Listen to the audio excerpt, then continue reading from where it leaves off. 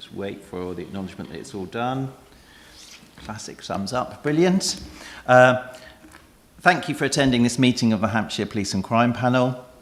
This meeting is being webcast on YouTube and hosted on Hampshire County Council's website. The press and members of the public are also permitted to film and broadcast this meeting. By entering and remaining at the meeting, you are consenting to being filmed and recorded and to the possible use of these images and recordings for broadcasting purposes. First of all, I would like to welcome Helen, who's joined us to replace Peter, our normal sport. Welcome, Helen. And general housekeeping, fire alarm arrangements. If there is a continuous alarm sounding at any point in the meeting, proceed out the doors and back towards reception, leave the building and congregate outside the Great Hall. Toilet facilities are available nearby out in the corridor. There is a hearing loop in this room. If you are hard of hearing, please turn your aid to T. And if I could ask everybody to switch their mobile phones either off or to silent, that would be greatly appreciated. Moving on to item 1 of the agenda, apologies for absence. We've received apologies from Councillor Baines from Havant Borough Council, Councillor Jeffers, who's a local authority co-opted member, Councillor Jones, who's a local authority co-opted member, Councillor McKinney from East Hampshire District Council, Councillor Munchamp from Rushmore Borough Council, and Sir Shirley Young, one of our independent co-opted members. Unless we have any other apologies from members of the panel? No? Thank you very much. Then moving on to declarations of interest. It is recognised that members of the panel are council taxpayers and that a general dispensation would apply to allow them to vote on the precept proposal at item 7. Apart from that, do members have any other declarations that they wish or need to make? No? Thank you very much. Moving on to item 3, minutes of the previous meeting. Looking for any comments before I put it to we accept the minutes. Yes, Tonya. Just on the minutes, Chair, we had a deputation at the last meeting, and I understand that Ms Skelton, who gave that deputation, was not happy with the way it was recorded. So I'd like that noted, that she's not happy with the way it was recorded on that. Can I also ask that her name be correctly spelt? It's Teresa without the H. So if we can correct that one as well, please. Thank you very much. Thank you for making us aware of that. If I could just say that I have been in contact with the deputy and I have advised that the recording of the deputations from the last meeting is consistent with our policy by the way in which deputations are noted within the minutes and linked to the agenda item on the agenda for that meeting. Members, can I ask, with this in mind, with the level of unhappiness recorded in this meeting's minutes, are you content with the minutes of the meeting held on the 12th of November? Everybody content? Thank you very much. Moving on to item 4, deputation.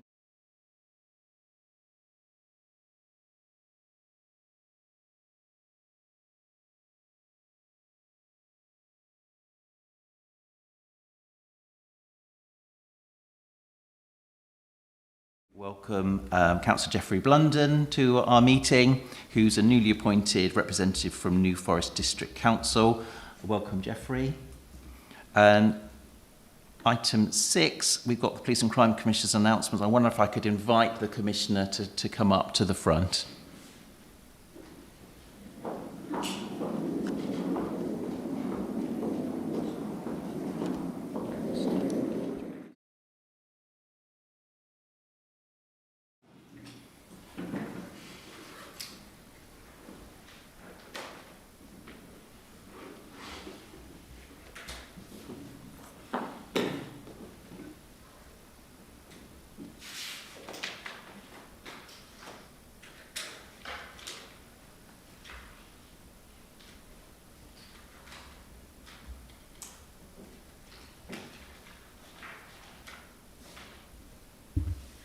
Good morning, Donna. Welcome. It's always difficult, isn't it, when we're waiting for you to unpack. Sorry. But fortunately, you didn't get a sleeping bag or anything else out of your bag. So welcome. And when you're ready, do share with us your announcements. Thank you very much. Happy New Year, everyone. It's nice to see you, and also Councillor Bundon. Sorry we didn't get a chance to catch up the other day, perhaps after this meeting. It's great to be here again, 2022. I've got a smile on my face. So apparently the Prime Minister is reconsidering the NI contribution for employers. So that's going to make us all slightly better off if that goes, if it becomes altered. But just wanted to give you a quick update. I'm going to canter through things. Probably would take me no more than 3 or 4 minutes, so that will leave time for any questions on anything I'm going to make you aware of now, should you have any questions. Okay, so since I've last met you, thank you so much for your support of the endorsement of the Police and Crime Plan. I cannot tell you how much that meant to me as your Police and Crime Commissioner. And so, of course, the work now underway, the formal consultation, the formal launch, took place, and it has been incredibly well received by the public. So thank you so much for your support and your part that you played in helping that.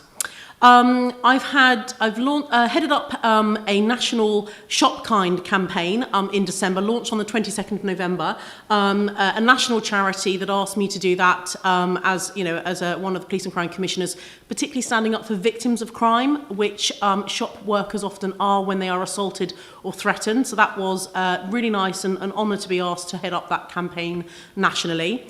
I've held 2 COP sessions, that is the Commissioner's Oversight of Policing Services, with the Chief Constable, and we have completely redesigned the way that we've done that from how the Compass meetings used to be. They are now much more interactive and accessible to everybody, and they are held on Facebook Live, which means that anyone is able to watch them in their own time, also on YouTube for those that want to watch it later, and of course questions submitted in real time during the event, but also in advance as well.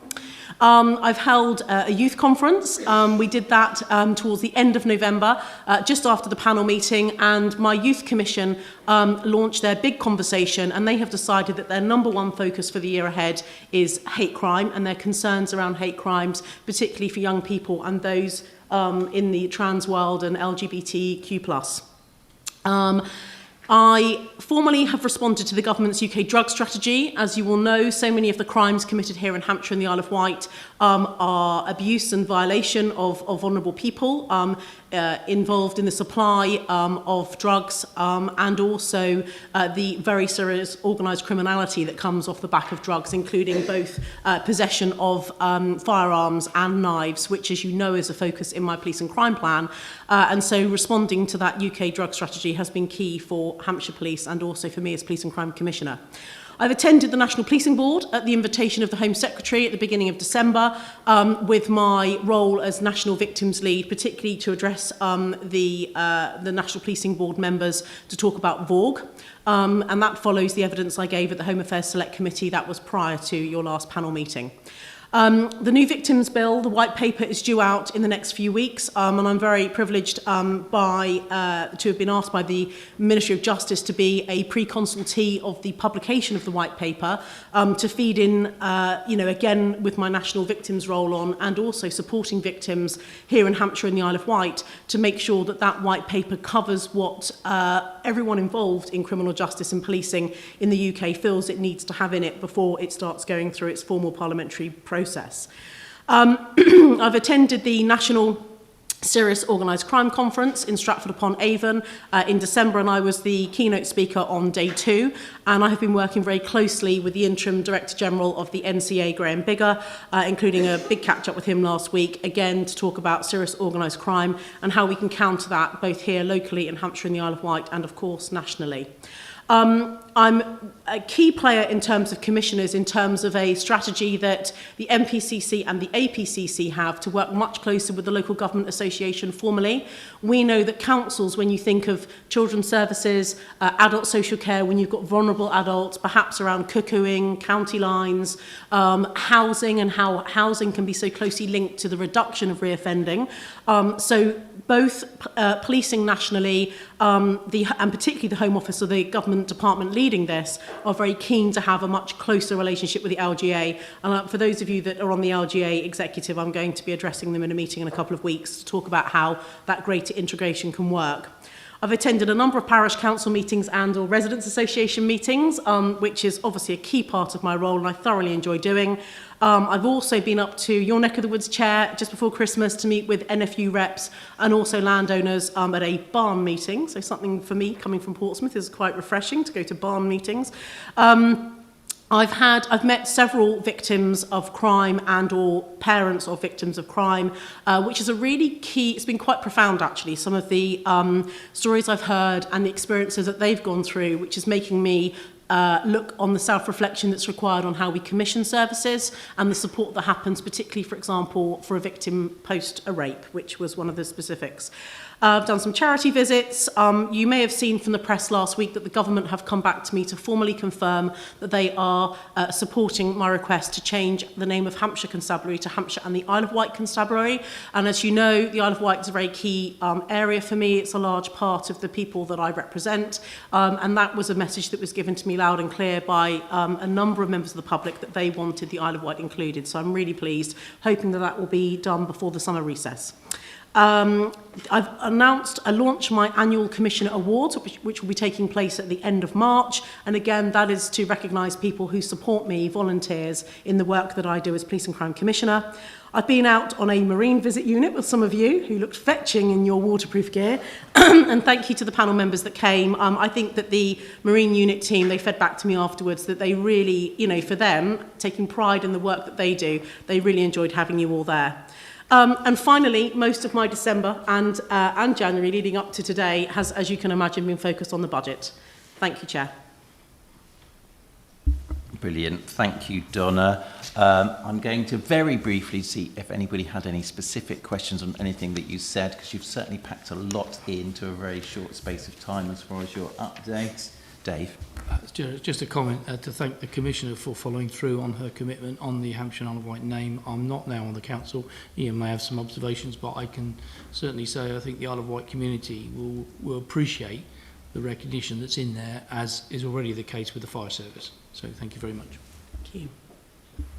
And all I wanted to add, if I may, Donna, as somebody did find themselves dressed up in an outfit that I wouldn't normally dress up in, I think we really appreciated a splendid visit to see and understand what goes on with the Marine unit. And I think there's something for the panel and all the members that went that said, you know what, it was something that we could never understand from a PowerPoint presentation without seeing it, I want to say on the ground, but of course in this case in the water, to understand what the risks were and the challenges for that unit. So I know it's something that panel members to me privately have said that we want to engage with a conversation with you as far as say, well, actually, what else can we do that really helps us understand some of those challenges within the constabulary, yes, that you're trying to support. So thank you for that. So if I could ask the panel whether we're happy to note the update against the current plan. We're all happy?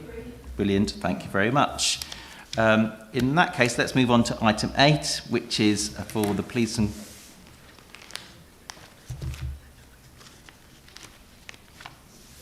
oh, sorry, I've jumped. I've ticked too many things. So, sorry. Whether there are any updates on the police and crime plan. Sorry, that was just your announcements, wasn't it? Donna, that you wanted to share with us.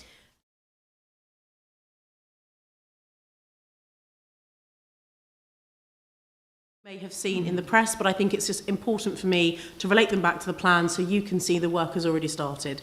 So last week I announced £677,000 to be spent on installing some average speed cameras on the A272, A32, so the Meon Valley Hut kind of area of Hampshire, a 20-year issue for Hampshire Roads Policing Team. I'm very, very grateful to Hampshire Roads Policing Team, in particular Inspector Andy Tester, who has been outstanding in his support of me, Councillor Russell Oppenheimer, the Cabinet Member for Transport and Roads for Hampshire, and working with the Hampshire County Council engineers, as well as the police staff that support Simon Gomer in particular, a member of the Chief Constable staff, who has been excellent. So that obviously goes towards supporting road safety, which, as you know, is in my plan. I've also agreed with the New Forest District Council to fund some money towards feasibility report for Roger Penny Way. Again, less about particular accidents for human beings, more about road safety for animals, because as you can imagine, there are a number of animals that are killed or injured on that road each year.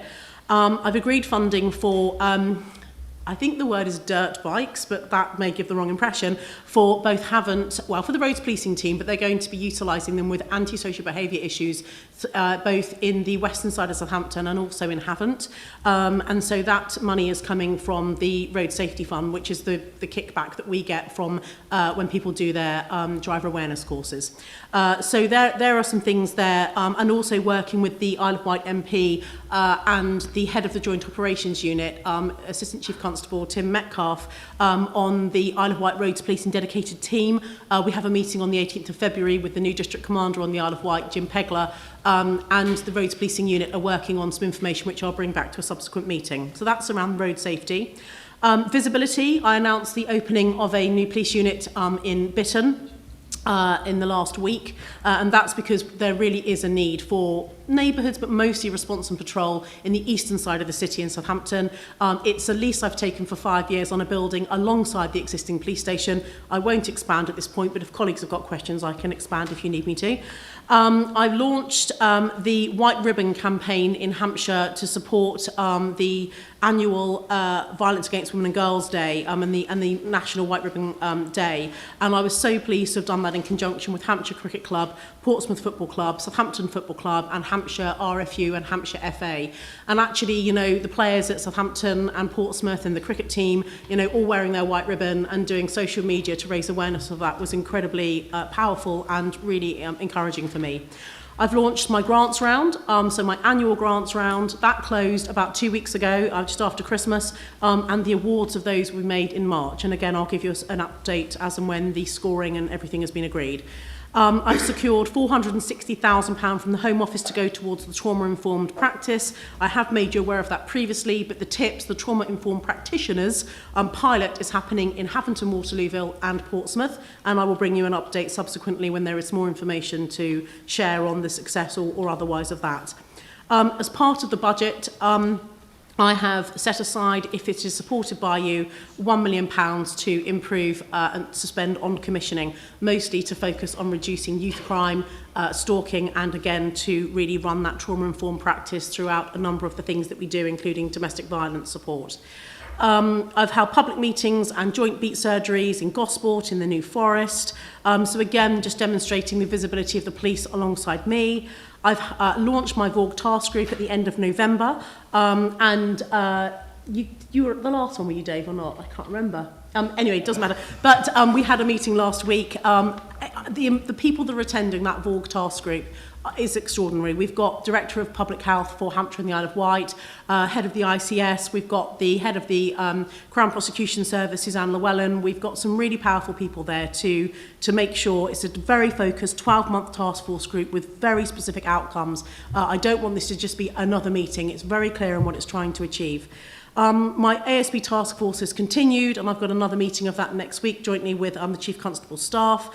And on 101 online reporting, we've had a big strategy meeting, which I think may come out during the budget discussion, but to start the work on the review of that. Thank you. Brilliant. Thank you, Donna. Conscious that lots of those things will come up, and I have no doubt in the precept conversation. Any questions on any of that we think won't come up? Sorry, Matt. Yes, do. Just like to thank you for the Bitton police station. It's something that Southampton's been calling for a while, and you know, a lot of work's gone into that in the past, so we appreciate the delivery on that. It's interesting that you're leasing a building next to the existing building. Is that because you're expecting to require more office space, or because the current building is having difficulties? I know there were some estate issues at some point. The irony of what I'm about to tell you, the police station was robbed. So basically, when it was closed, thieves have gone in and stolen copper piping, electric cabling, electric fuse boxes. They've literally stripped the enemy out of the building. So it's effectively bricks and mortar, and there's not a lot else in there that's that intelligent to make it work as an actual building. So when I was elected, I was presented with a scheme to get this up and running, and it ended up that because when you start to do modifications to buildings, you have to bring them up to current building standards, and then particularly Home Office requirements around cells and the size of cells. The cost came back at £3.2 million, and you can imagine, being prudent with public money, as I have a history of being, I just could not justify that at all, because for around the same money you could knock down and build a really bespoke, purpose-built, really modern, eco-friendly, building. So I've taken, I think it's 50 grand a year. It's a relatively cheap lease for the old Sainsbury's car park and the kind of the offices that were above, literally alongside the police station. So it's 5 years. We can get out of that a bit earlier if we need to. But what it means is I don't have to rush in spending an inordinate amount of public money on trying to fix this old, not very good building. I can take time, think about it, and make sure that I'm spending public money as wisely as I can do. And so that's why we've taken the lease next door. But you go up a ramp on the side and there's like 50 parking spaces upstairs on the roof. So actually for response and patrol, particularly for the eastern side of Southampton, it's going to be amazing. Brilliant. Thank you, Commissioner. Sarah. Sorry, Donna. I'd just like to echo Matt's thanks in getting Bitton Police Station, and where you've chosen is perfect with this parking spaces, because the old police station had nothing, so it's a perfect location. I just wanted to go over the dirt bike section, because I'm really sorry, Donna, my pen just can't keep up with what you're saying. Sorry. So I do apologise. You said haven't, but I'm sure you said something about Southampton as well with these dirt bikes. Whereabout, was it the east or the west side of Southampton for the dirt bikes? It's the west side. So do you remember around Halloween you had the two sort of gangs of youths that were, tipping over cars and as you probably know, throughout Millbrook, Shirley and Redbridge, there have been an escalation of problems over 2021. I've been working very closely with Simon Dodds, the District Commander. He's effectively told us what he thinks he needs. It's been done very much in conjunction with the Chief Constable's Road Policing team, who are obviously the experts on this. They've looked at studies across the country, because so many of the young people are, the police are not able to apprehend them because they're getting away down alleyways on these very agile bikes. And, police cars and great big police motorbikes, of course, are not appropriate. So really, the roads policing team said, look, we need to kind of be able to do this in a safe way, but we need to be able to apprehend these people, because there are issues from an antisocial behaviour perspective, and also breaking road law. So, but there are similar issues going on in Havant. So it's a resource that I'm purchasing for the roads policing team, but they will be deployed in predominantly those two areas, but of course it could be anywhere in Hampshire and the Isle of Wight if there's a need. I think it's definitely a really good idea. It's worked up north. I've seen studies on it, and it works extremely well. And if it works in the west and in Havant, I'd like to see if we can trial it in the east side to stop, as you know, the troubles we've got on the east side as well. So I'm really keen to see the studies on this. So yeah, fantastic. I think once they're there, as long as the District Commander Simon Dodds and the roads policing team agree with you on that, it'll be there to be done. Absolutely. Thank you. Brilliant. Thank you, Margot. Thank you, Chairman. Is that on?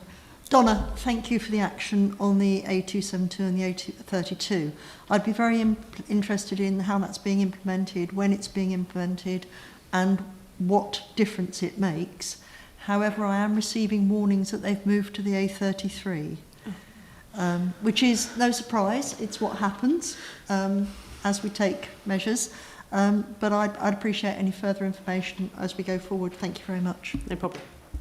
Brilliant. Thank you very much. So, to repeat what I said earlier, are we happy as a panel to note the update against the police and crime plan? We're happy. Brilliant. Thank you very much. If we can then now move to item 8, which is the police and crime panel updates from working groups. In the absence of Councillor Baines, I'll give a very short update about the Equality Diversity Working Group, which is as short as to say at our first meeting, clearly we've reformed because we have had many new members to the panel. I'd like to thank the Commissioner for attending, which was really useful as far as picking up what's already done, but also refocusing on what the Commissioner's priorities are, and also helping us to agree a work programme going forward. So thank you for that, Donna. Sadly, the Finance Working Group Chair can't be with us, but I believe I've got an update from another member of the panel. Thank you, Chairman. We've spent a great deal of time looking at the proposed budget, as you would expect. Very grateful to officers' time on this. It was made more difficult by the late arrival of the papers, which made more work for all of us, especially officers. We've had some very...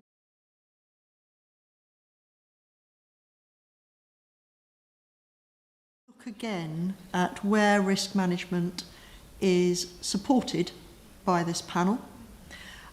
We're very keen on seeing some KPIs that can be published to actually allow the public to have assurance that what has been promised is being delivered.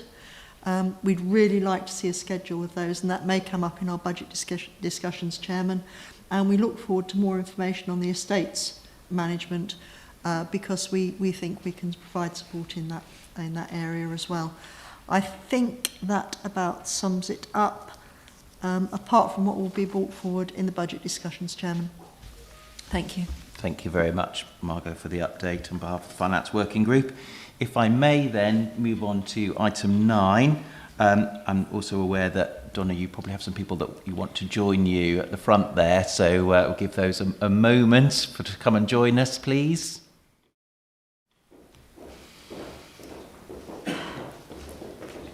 And I'm also, and I'm conscious you've probably got a label as well, Donna, just so that we can put the labels up so people know who's there. Some people will be more obvious than others, particularly those wearing uniforms.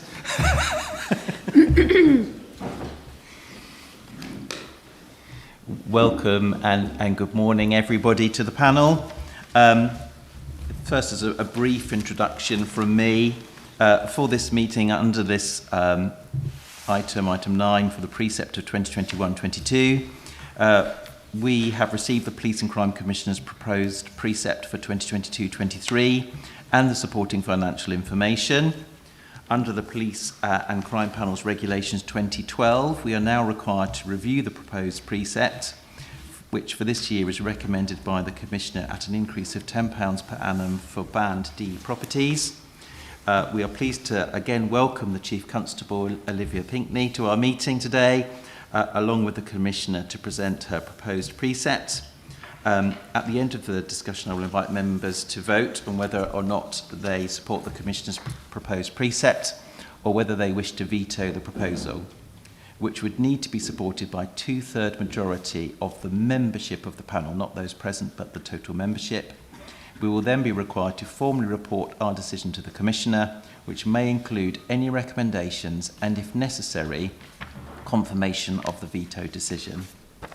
The PCC is required to have regard to the panel's report, including any recommendations, and provide a response to the panel and publish her response by the 15th of February. Unless a veto decision has been reached, the Commissioner will then issue her precept for 2022-23. We will now hear representations from the Commissioner and her team, along with the Chief Constable. So, Donna, we're all yours as far as how you would like to cover this with us. Thank you very much indeed. And I'm very conscious that we have half an hour and it's 10:29, so let's see if we can get done by 10:59. There is a challenge for us. So I've got my phone here so I can try and keep to time as best as possible. Thank you, Chair, for allowing me to bring the expert team that are supporting me today. We're going to start with a couple of just very brief introductions because I'm conscious that there are new members on the panel who perhaps have not met the others today. So I'm going to start with Richard, please. Good morning, I'm Richard Croucher. I'm the Chief Finance Officer for the Constabulary. And good morning, Olivia Pinckney, Chief Constable of Hampshire Constabulary, soon to be Hampshire and Isle of Wight Constabulary. Good morning, panel. Andrew Lowe, I'm the PCC's Chief Finance Officer. What we're going to do, if that's okay, is I'm going to just talk to you for a couple of minutes to set the scene around the budget this year that I've prepared for you. I say I, as in, a bit of poetic justice there, with some support from some experts. And then I've got a few slides I want to talk you through to kind of give you the main highlights around the consultation process. Then I'm going to hand over to Andy, who's going to give you the sort of deep dive in the numbers themselves and some of the key points that are contained within the budget that we're proposing to you today. Then the Chief Constable is going to talk to you about what this means for operational policing and to give her take. A little bit of a brief summary. Richard is going to be supporting all three of us on the detail, particularly around the operational money that's being allocated. A little bit of a summary from me, and we are aiming to do all of that within 30 minutes, as I said. So I think from my perspective, as somebody who has represented a part of Hampshire for a number of years, where there are some of the people that are living on the lowest incomes in the county, in Portsmouth, very similar to the challenges in other parts of Hampshire, but particularly Southampton as well. I take the responsibility of setting a precept incredibly seriously. Whilst £10 on the face of it may not sound a lot of money when you break it down to 19 pence a week, for people who are already living on an income that they can't cope on, it's just another £10 worse off they are, perhaps another £10 worse off in debt. So it doesn't pass me by of the responsibility that I have in terms of being a corporation sole of being able to set a police precept for Hampshire and the Isle of Wight. We have been helped this year by the government setting a 3-year spending review. That hasn't happened before, and it's something that policing have been calling for a number of years. Having the same as councils, having the opportunity to forecast for 3 years makes things so much easier. So I do want to place on record the help that when we had that confirmation in October, it allowed the experts that are working with the Chief Constable and I, it made their jobs a lot easier in being able to forecast the risk and also the spending priorities moving forward. My police and crime plan, of course, is important to the legal function and duty that I have to undertake as Police and Crime Commissioner, and I have made a number of pledges in that, and you'll see woven throughout the report, 3 or 4 parts of the report, a breakdown of what those pledges are and the costings for them. But in particular, I'd like to draw your attention to the 20.95, so £21 million in the budget that's coming from the increases in the Home Office grant, which are going to help enormously to deliver those priorities. In particular, the number one priority of 600 more police officers, which is to the tune of about £11.3 million. And actually, the National Uplift Programme does not fund 600 officers. It funds 498. So we are having to go above and beyond here in Hampshire to find the money to achieve the pledge that I gave to the public of those 600 officers. £1 million extra for supporting victims of crime to really make sure that we're doing everything that we can to prevent crime happening in the first place, and why things such as the ASB task force are so important, but also those FTEs, those first-time entrants into the criminal justice system, to stop them from becoming criminalised and growing up to become some quite sophisticated criminals that cause havoc in our communities in the remainder of their lives. An extra £1.5 million going towards the 101 service, so to improve that call handling, giving the public the feedback that I've promised to give them when they report a crime, no matter how low level it is. So both for IT functions and also staff, which I'm sure we'll come on to through your questions. And £2.9 million extra going into the revenue costing, going into the estates programme to help bring Hampshire Constabulary estate up to the standard that I and the Chief Constable can be proud of. And included within the overall budget is £4 million capital as well to go towards that. The key things for me, really, I think, as somebody who has worked and understands economics and have worked in this area professionally, understanding the inflation risk and hypothesising around what may happen with inflation based on where we are now, where we might be in a year's time and in 3 years' time, bearing in mind this is a 3-year spending review, and the precept that I'm proposing to you today will have a knock-on effect on cost of living next year and the year after as well. So inflation risk is something that I have given a lot of consideration to, but particularly including pay inflation. Police officers have not had a pay rise for 4 years. They are desperately overdue one, and the Home Secretary has indicated to us that that is happening this year. We don't know how much, which is not helpful, but we have, as you'll see from the budget report, made a provision of 3.5%. I am very, very comfortable that that is where we will end up being. And if it ends up being a little less, that is more money we can spend on perhaps recruiting more officers. I've looked at the level of MRP set aside in the budget. Of course, that's something that Andy and I have worked very closely on. My Treasury management policy, it's something that we've been working through to see if there is more that we can do to generate more income from the money we have set aside for some of our big capital programmes, money we're not using right now. Could we sweat that a little bit more to get more income, again, to pay for more services? Looking at the investment strategy, which of course is one of the appendices to this report, hoping with the investment strategy that at some point before the summer recess, parliamentary summer recess, commissioners will be given the general powers of competence. That is going to help me enormously to generate more income to pay for more police officers. And I think, you know, that's probably where I'll stop because I'm conscious of time, but I'm going to just quickly canter through, if that's okay, the key highlights. So in terms of the consultation, I'm really pleased that over 4,314 people responded to the budget consultation for Hampshire and the Isle of Wight. And that was made up in 3 key areas. One was the online consultation. Secondly, we employed YouGov to make sure that we were getting, you know, from minority groups or from different geographical areas, making sure that the consultation responses we had were geographically and also from a inclusion perspective, that they were proportionate to the population. And also we had 4 focus groups, which meant we were able to deep dive, particularly with the older persons group as well. The top 3 districts in support of the precept, as you can see, were Hart, East Hampshire and Portsmouth, with the top 3 priorities being zero tolerance on knife crime, improved police visibility and 600 more police on the streets. And of course, people really wanting us to tackle the knife crime, rape and serious sexual offences and also violent crimes.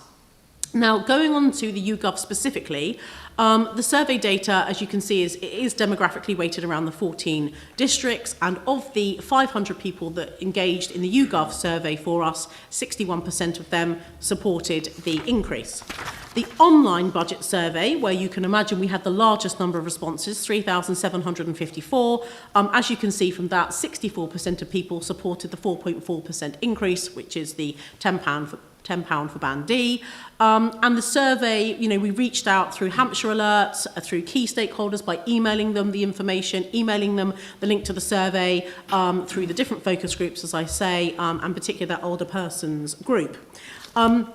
In terms of the improvements the public have told us they would like to see, those 3,000 odd people, they said they want to see increased visibility, accessibility and engagement of the police. They want to see ASB tackled and, of course, lower levels of crime, as you may expect. They want to see a focus on traffic and road safety, which, as I've said, has already started. They want a focus on youth-related crime and ASB in that context, and also information making it easier to report crimes. In terms of what the increase in council tax will achieve, well, actually, in tackling the police estate, as you know, through the Finance Working Group, we are going to be going into a lot more information on that one with you. The police estate has not been invested in for a number of years. It's legal, it's safe, but it does need bringing up to scratch. And I want police officers to be working in an environment where they feel valued and invested in, and not in a building that I wouldn't want to work in. If I don't want to work there, then if it's not good enough for me, it shouldn't be good enough for them either. Reducing call waiting times and the response on the 101, we've covered that. I won't exercise that one any further. And also, as I say, investment in those commission services to prevent young people from committing crimes in the first place. So therefore, my recommendation to you is a £10 a year increase for Band D properties, which is the equivalent of 19 pence per week. Now, I say 19 pence per week for Band D. Actually, we have many people living in Hampshire who live in Bands A, B and C properties and also receive council tax discounts. And therefore, for some people, it could be as low as 5 or 6 pence per week. Even so, there is a cumulative impact. I very much do understand that. That is the end of my part, and I'm now going to hand over to Andy to take us through the financial part of the budget. Thank you. Thank you, Commissioner, and thank you, panel. Just wait for my slides to appear.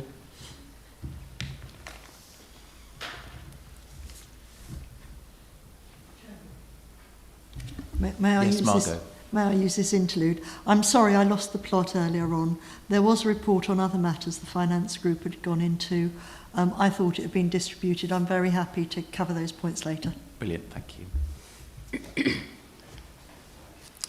Thank you. The technology is now in place. So, I just thought I'd start with a thank you, actually. We've had some really good engagement with colleagues on the Finance Working Group. I think we met on 5 occasions. That was myself and the Chief Executive, Jason Kenny, in attendance. And as you can imagine, main topic areas, the Commissioner's covered most of those. So budget and precept, the estates, and a little bit around Op Magenta. So thank you for your engagement. And I hope you found that useful as part of your prep for panel today. I'll just try and draw out some of the key headlines that you will hopefully have picked up from the report. So, as the Commissioner said, we had a 3-year settlement that came through mid-December. On the precept side, part of that 3-year settlement was the announcement that the Commissioner could raise the precept by £10 in each of the next 3 years. Of course, above £10, a referendum would be required. In terms of police grant, kind of a 3-year settlement. It was a 3-year settlement, but only 1-year firm figures for Hampshire. And you'll see that number there, 242.5 million. For later years, 23 and 24, we know what the national control totals are.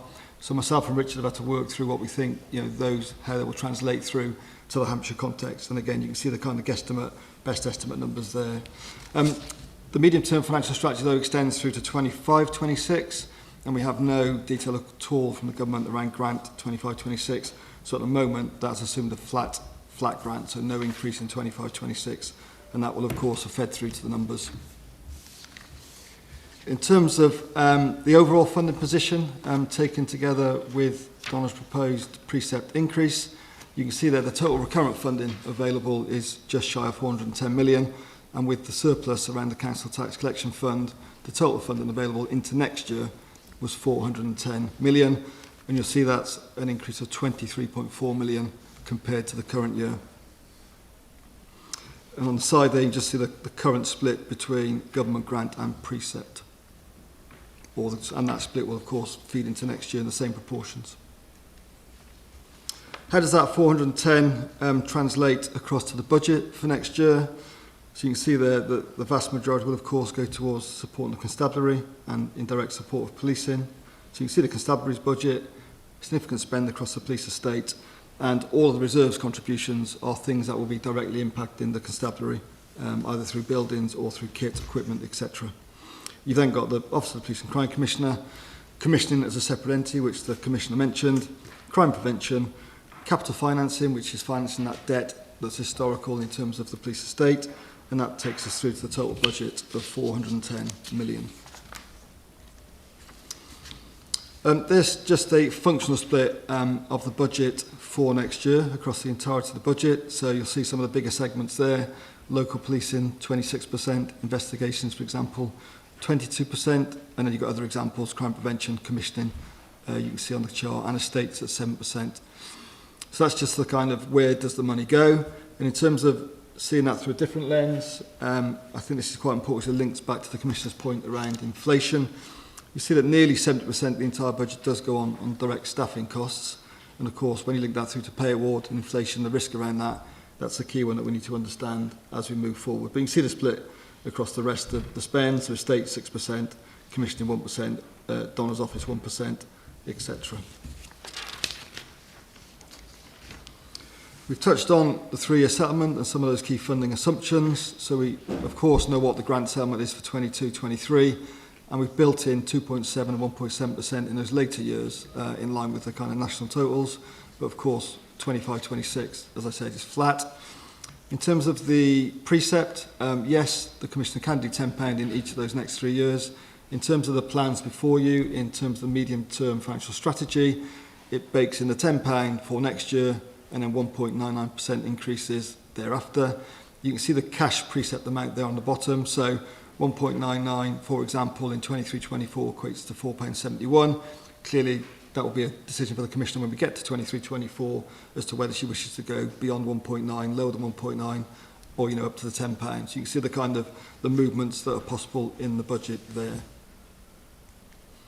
The Commissioner mentioned inflation. It is a key risk at the moment. You'll have seen many commentaries currently on the TV and from commentators around where inflation might end up. If you just think back to that chart around staffing, though, 70% of the cost, really, the budget is staffing. And we've built in those pay awards. You can see there's our best guess assumptions, 3.5, 2.5, 2. And I think importantly, those pay increases reflect the ask from policing. So that is the ask that's gone to the Home Secretary. So we're entirely in line with what the ask is. So we think we're in a pretty good place around recognising the risk around pay inflation.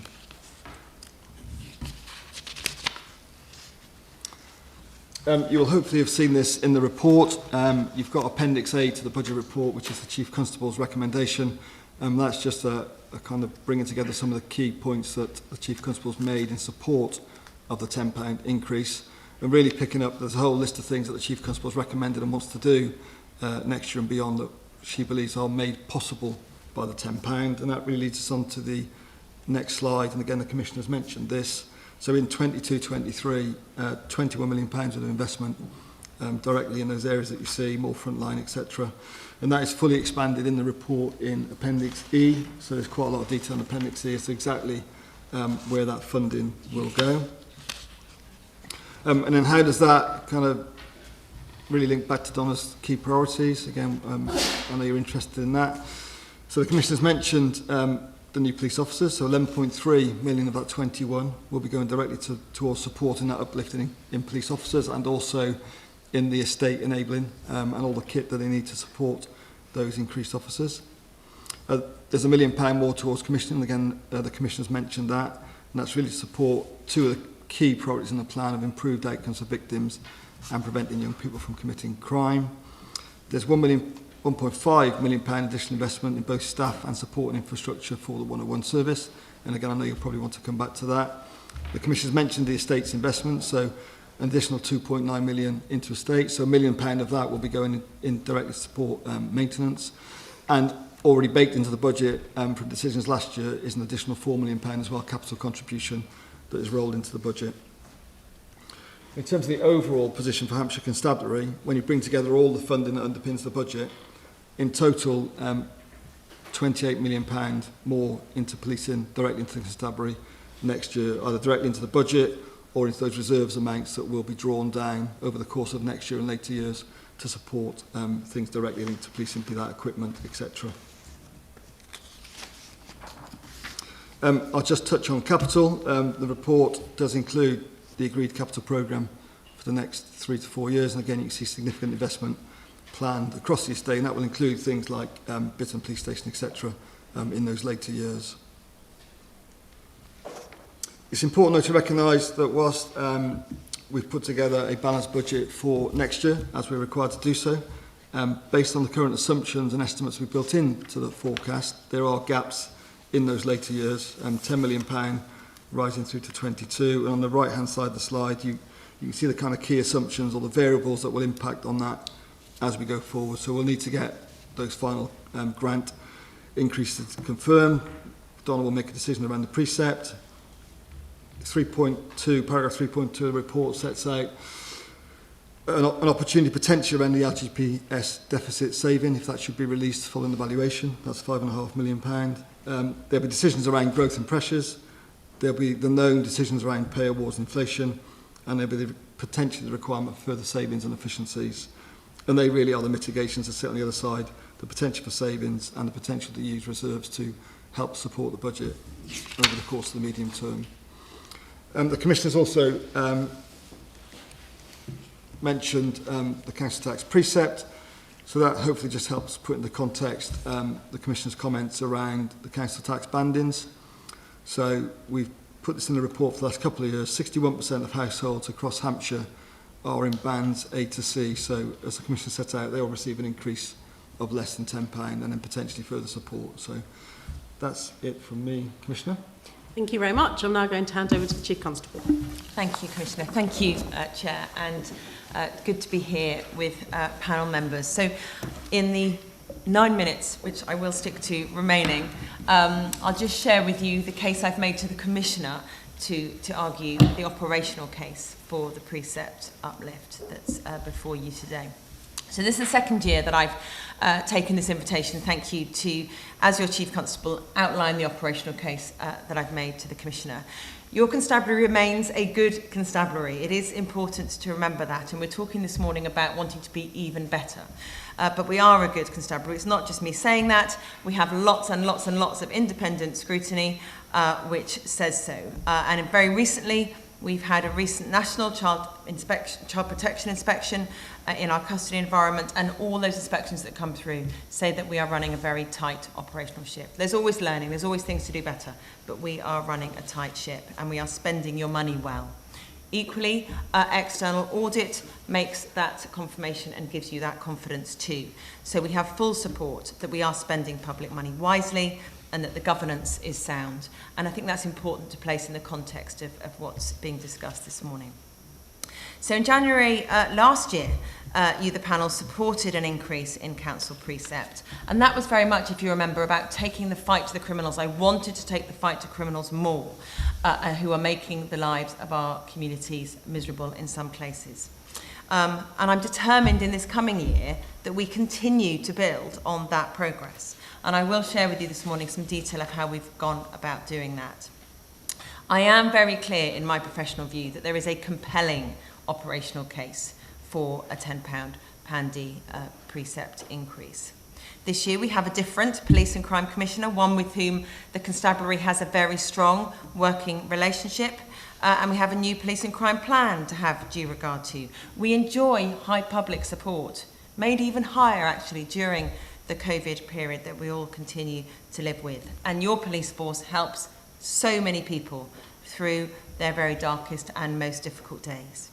And more police, safer streets is absolutely good for local people, it's good for our communities, and it's good for the economy, you know that. But my job is to make the operational case to you. So when I had the opportunity to address the Commissioner's budget focus groups, I made the point that I don't take any more than the Commissioner does, any of their money lightly. So I want to reassure you about how I've spent last year's money that you supported. So since April of last year, so since the current financial year commenced, we have recorded and dealt with over 120,000 crimes. And yes, recorded crime was less in the COVID year, we all know that. So I don't use that as a false positive. Going back to the previous year, that's larger even than that, which was 110,000. Each of those crimes is heard, it is recorded, it is listened to, and it has a level of investigation. That varies. You'd expect me to investigate, a shoplifting and a murder differently, of course. I don't say that flippantly, but they do have different levels of investigation. And they pass through contact management, our response teams, investigation teams, neighbourhood policing teams, and many, many others. So since April of last year, we've arrested 2,000 more people. It's one of the conversations we had a year ago. We've arrested 2,000 more people. Of those, 700 more arrests where violence has caused injury. 165 more arrests for sexual offences, of which of those 66 for rape. We work tirelessly with all our partners, particularly around the really serious crimes that I'm talking about there, and within our criminal justice system too. So we're arresting more people, we also need to get them to court and get them convicted where they have committed the crime. We are now sitting 8th out of 42 police forces for the number of rape charges we achieve with the Crown Prosecution Service. It is nowhere near enough. It is absolutely nowhere near enough. But last year, that is not where we were sitting. So I want to show you that progress. We've arrested nearly 3,000 more people for domestic abuse. You'll know during COVID, it was an area we're all worried about when everyone was at home and home isn't safe for you. So we were very, very active and lent into that, as you know. But also where the crime is less seen, but the harm is very visible. So we have currently 93 live organised crime groups in our area at our current assessment. They're covering everything from modern slavery to fraud, to money laundering, human trafficking, drugs, firearms, organised acquisitive crime. A lot of that hits our rural communities, as you'll know. These are very complex, very determined criminals, and we are absolutely facing them down and taking the fight to them.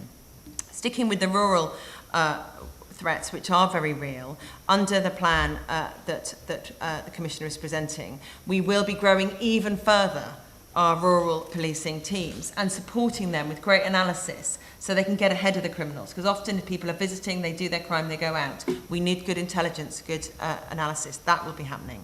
And also a specific rural crime online tool to help really quick reporting and contact for the rural community. It's called DISC. That's coming in too.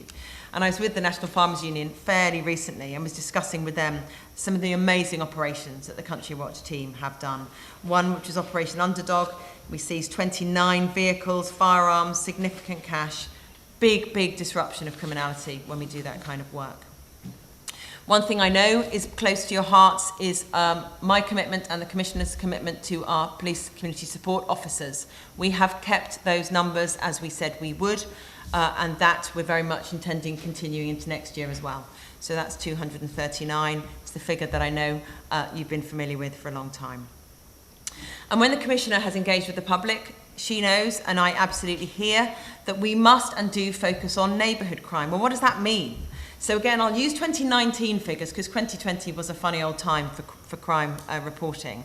So since 2019, we've had 128 fewer robberies. That's where someone has something stolen with violence. We've had over 2,000 fewer vehicle crimes. We've had over 1,200 fewer house burglaries. You'll have heard me say before, we have as many house burglaries as we have rapes reported. That is still the case. It's a very, very invasive crime. I don't take any of them lightly, but those numbers are reducing. So we are seeing less neighbourhood crime. That's good. I want to keep it there. I want to go further. But I also want to investigate it when it does happen. Because not only does that ensure that someone faces justice, but it also stops them harming the next person. And that's really important too. I'll focus on one particularly really difficult crime area, which is house burglary. That's about neighbourhood teams. It's also about specialist investigators. It's also about call handlers. It's also about forensic officers, and the people who manage our prolific offenders who live amongst us. We have a new Deputy Chief Constable, Ben Snuggs, and under his performance leadership, we've really driven on house burglary. It's called Operation Banish. You may have seen social media. We've reached 2 million people with those messages. And you will have seen in the national media a and very large focus on house burglary. We are doing all those things. Reassured that your constabulary is doing all the things that you read about that other forces are also doing. And in that Christmas period, where we always focus on house burglary because there are presents under trees, we had nearly 100 forensic opportunities, arrested 55 people, 13 of whom went straight into custody. So we don't hang around when we get those kind of opportunities that this money funds us.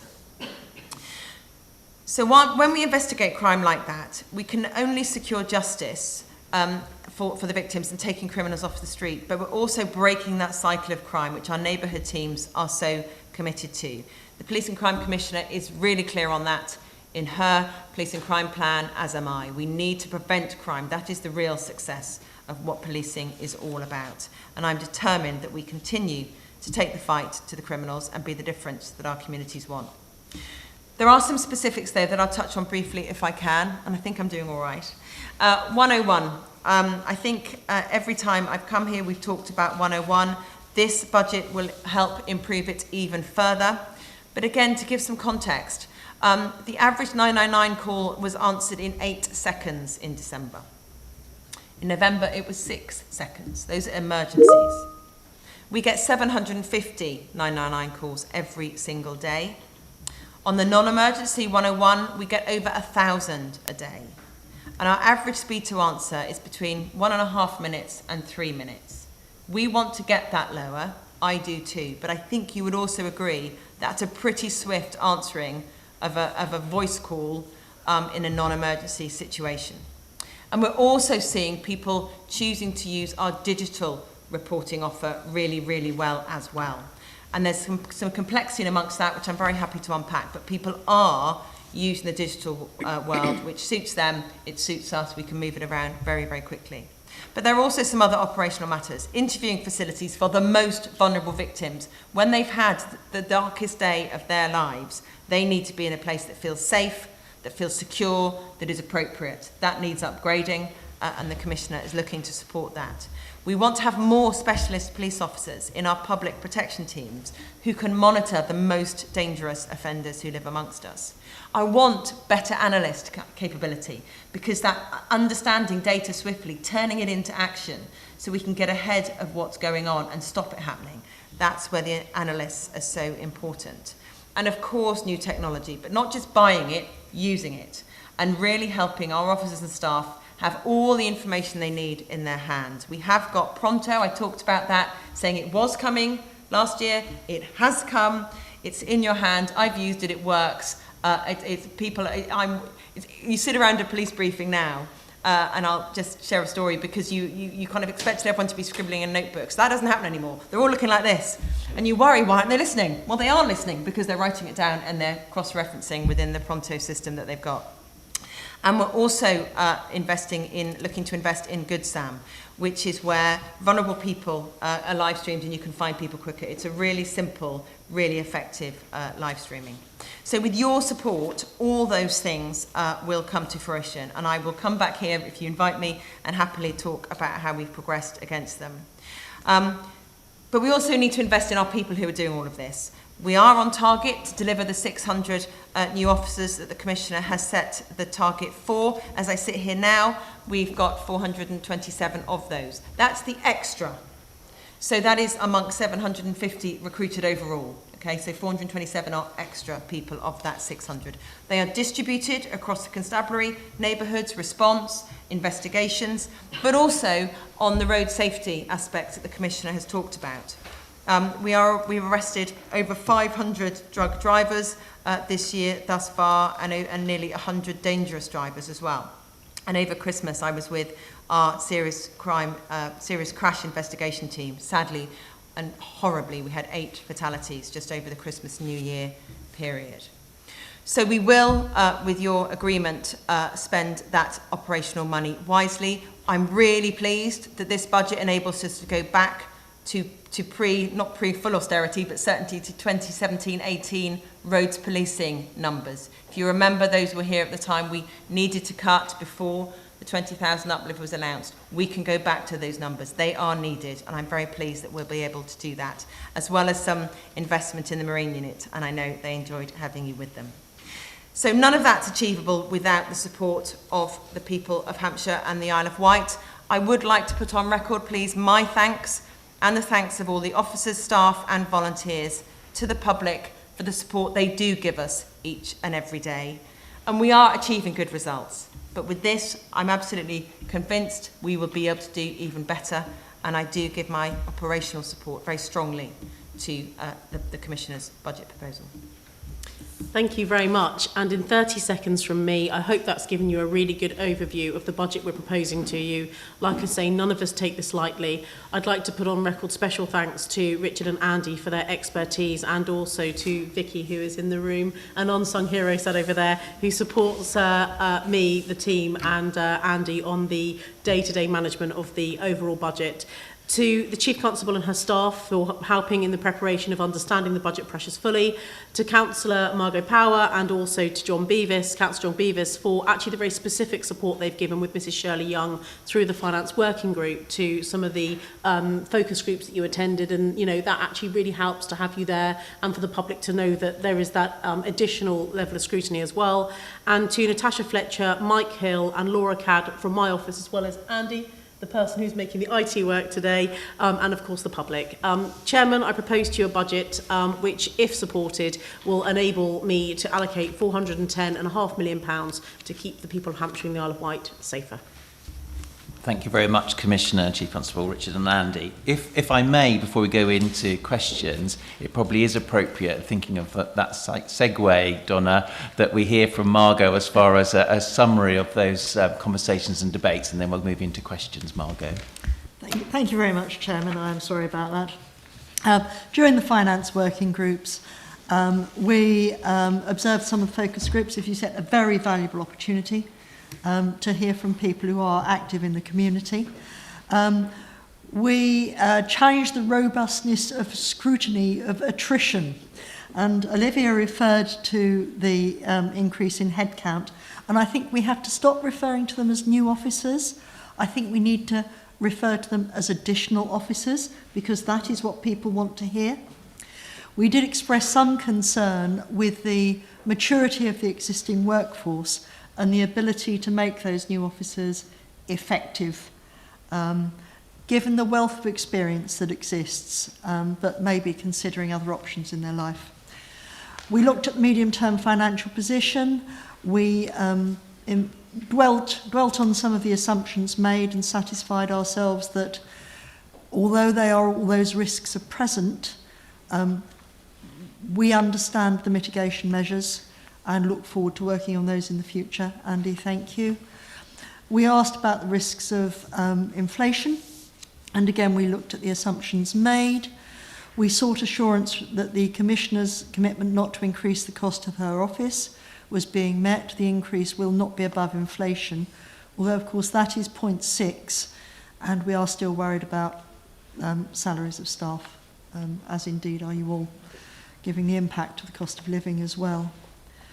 We looked at the usable reserves, which will have reduced by about 78% by 2026, but those reserves are committed to longer-term deliverables, and we will be monitoring that. And we also looked at pension liabilities, capital funding, and the estate strategy, and also the funding for Operation Magenta. And I would like more detail on the call handling. We may pick that up later, and the online reporting. We were very strong that we do require KPIs to be published. The public need to see not a large set of deliverability indicators, but we are asking for extra money. I'm supportive of extra money, but I think we need to defend our position by saying we need to be accountable. But we recognise that the cost of delivering those KPIs can in some cases take over from the work that needs to be done. So they need to be concise, they need to be appropriate, and they need to be not creating a lot of extra work. Thank you, Chairman. Lovely. Thank you for that, Margot. I think that's a really useful context for our questions and our debate. If I can go into questions then, if I may, with a question from myself, from the Chair, which is, what other potential precept options were considered before setting the amount of £10 per annum, and how did you determine that this level of increase was necessary? Thank you. Good question. So, yes, we did give consideration to three different models once we had that indication of a 3-year settlement from, 3-year spending review indication, but 1-year actual figures. So in October, we started working on August really, but October we started working on the implications of the precept. And we considered 0, 1.99, and then the 4.44 or 4.4 when I knew that the £10 was kind of the indication we were getting. Unfortunately, the way that the Home Office gave us the information and the settlement means that they have built into their assumptions that there would be a £10 increase based on Band D for each police force area. Now, this year, had I not put this to you as a proposal, I would be having to come to you to say we are going to have to reduce. The Chief Constable's, come to me with a plan of how she is going to reduce operational policing because of the pay inflation, overall inflation, employers' NI, the contribution of those things alone is actually going to take up a large amount of the £10, which is the equivalent of £7 million a year. So whilst the strength to the constabulary is £28 million overall increase, as I say, a large part of that is going on a number of inflationary pressures, including particularly the pay rise, which the police have not had for 4 years. So that is a significant amount of money when you look at, the £380 odd million budget the Chief Constable has. 70% of that is on staff salaries, as you would expect. So we would have actually been considering a completely different type of budget. It wouldn't have been where can we spend the money and how can we make people safer. It would be where can we cut back. And that is the difference between £10 and 1.99 or 0, which would have been a bit of a cut or more cuts, effectively. We have, as commissioners across the country, fed back cross-party quite strongly that this is not a sustainable position.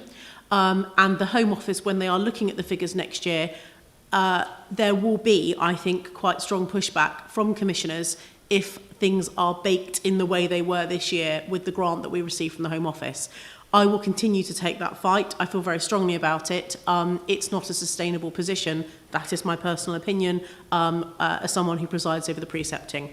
I hope that answers the question. It does answer the question. I just wanted, before I go into anybody else's supplementaries, to ask one other thing. Just thinking about the level of support Yeah. I forget what the figure has been from previous years, but what it feels like to me is there is a decreasing level of support for an increase through your local precepts. Is that a fair observation? Yes, I think it is, and I think it's a reflection of the tail end of austerity of what's happened over the last 7-8 years. So I think your assumption is absolutely correct. I do agree with it, and that's why I think we need a strong commissioner batting with other commissioners across the country to say not sustainable.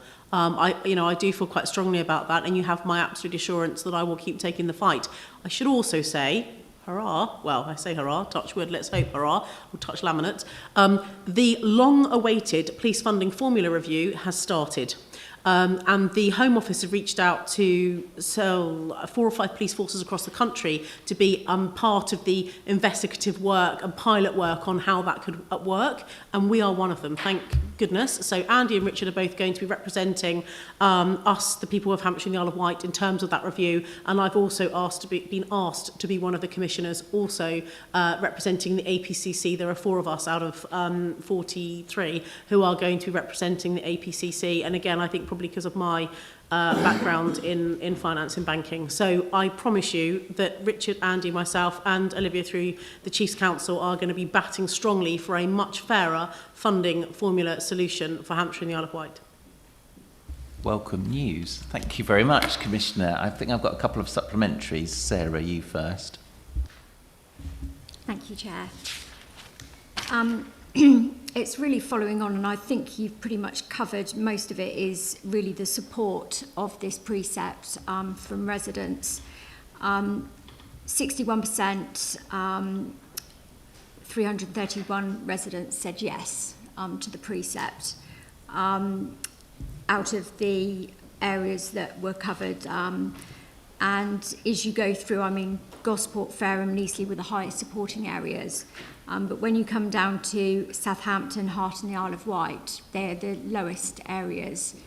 And it's really, when you've got areas with such low support, how are we going to put that across to them in such a positive way of what we're going to do and bring them around to this precept of, from last year they had a high precept as well, and what the difference is with this precept with a new commissioner and what the differences are going to be for them with such tight budgets this year as well, with everything that's happening. Well, Chair, I think that that's a good point, and that's really why I'm here, and that's one of the key challenges of my job, is to get out there and demonstrate to people the value, the why, and what's being done. And I think it's like you guys coming out on the Marine Unit visit with me. You are very well-informed members of the public who are elected to represent local authorities, the majority of you, and you got so much value from seeing that Marine Unit. Well, actually, I can't take all 2 million people out on the ribs and on the police boats. But what I can do is take a film person with me who recorded it. So many thousands, hundreds of thousands of people, thanks to the head of, Olivia's head of comms is over in the corner of the room, and thanks to Ben, who's a member of Olivia's chief officer team, and the head of comms. Actually, the Constabulary's Facebook page for us as politicians is to die for. The reach they've got is unbelievable. I always big Ben up when it comes to the, what he's doing with his team. And actually, the reach that Marine Video Unit had was so important. And it's exactly the same principle around crime, around the people of Southampton, or the areas where perhaps there was less support. I need to demonstrate the value of that, and that's what I intend to do moving forward. Thank you very much. If I go to Matt. Thank you, Donna, and thank you, Olivia. I think my question probably covers a lot of the same ground, actually, that has already been covered by the Chair and my colleague from Southampton City Council. My colleague pointed out that the YouGov survey shows that there is disparity in certain parts of the county between their support for this increase in the precept. I think that part of that disparity is probably due to confidence as well. And we've noted within some of those areas that confidence in reporting crime, for instance, in our local crime survey is down. People don't feel confident in that side of things. And I wonder if that's got something to do with it. We also hear a lot that Southampton don't feel that they're getting any extra for the resource, and I'm sure there's people across the county that feel the same way.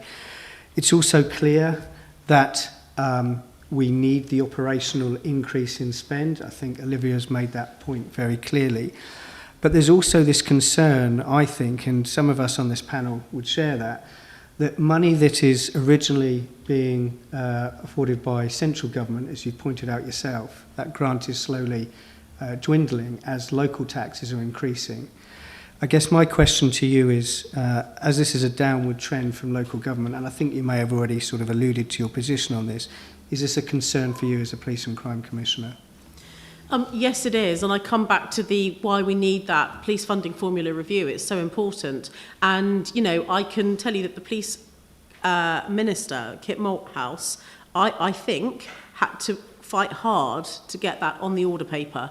And it is now being done. And as I say, it's not just lip service. We were told in November it was definitely happening, and we have already been approached just before Christmas and then straight after Christmas, and, you know, dates are in diaries and we're starting to work on that. It is a concern, and I totally get the point you're making. I think, you know, in terms of Southampton, I think it's a good point. It is obviously the biggest conurbation in the whole of the police force area. It's, you know, there are some complex crimes going on there, but as a consequence, it is the largest single area in the county that is going to and has had the biggest share of the uplift. So quite rightly so, the Chief Constable has prioritised where she needs to put her resource. And actually, in terms of the number of Hampshire police officers, staff and police officers, there are over 800 people employed by Hampshire Constabulary working in Southampton. Now, that could be in IT, it could be in, you know, forensic teams or whatever it may be, but there is an awful lot going on in Southampton. And again, back to your point, Councillor Vaughan, this is why I, as Commissioner, need to be communicating this to the public to make them aware. So the people of Southampton think, okay, actually, there's a lot going on in Southampton. I mean, that building, you know, the main police station in the centre of Southampton employs hundreds of people. Now, they're on different shifts, so that we don't have 800 people in that building all in one time.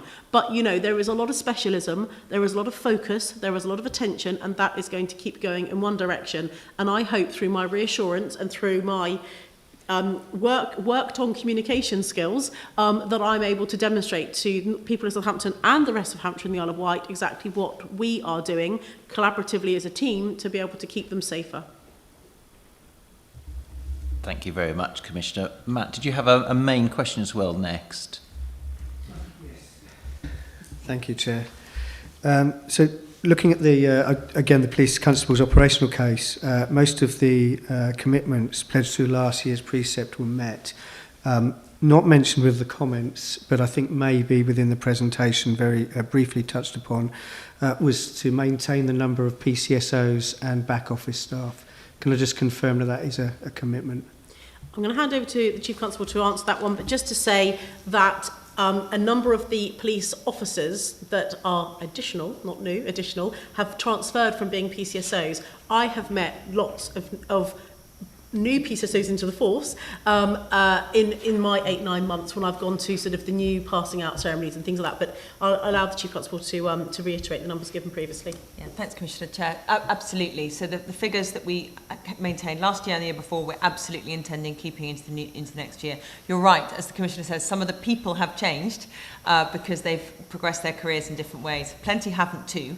And there you've got that wonderful blend of real experience and also new enthusiasm coming through. But the numbers, and we are recruiting, and we during COVID, we didn't miss a step in terms of our recruitment. So we've kept those numbers coming through. Thank you very much. If I go to our next question, which is Stuart. Thank you, Chair. I just wanted to drill down a little bit into the progress towards the 600 officers. I think the Chief Constable mentioned 427, or maybe I got that figure wrong in terms of the number of officers we've already increased by. And the budget is talking about a further 196 for the coming year. I just wanted to check that I've got my figures right initially, because obviously that takes us past the 600 if we achieve those two numbers.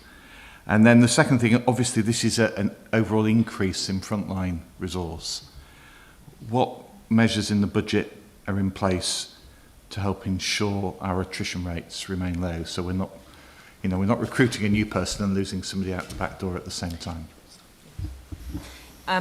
You did hear correctly. Thank you for scribbling as I spoke. So as we sit here now, 427 additional officers. So we have recruited over the whole period 750.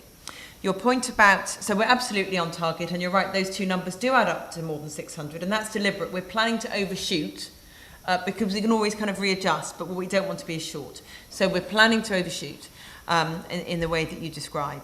We monitor daily, actually, the attrition. We're an organisation of 5,000 employees. People move around, they move in and out. We very much try and keep ahead of that. We have really great employee engagement, so people tell us, by and large, when they're going to be moving into different roles or transferring elsewhere or whatever they may be doing, all for the good. So we have a good sense of what that's looking like, and we therefore recruit, we always kind of front load to recruit up to those numbers. So it does fluctuate. That's why I said today, 427, because tomorrow it could be different if someone walks out of the door today, of course.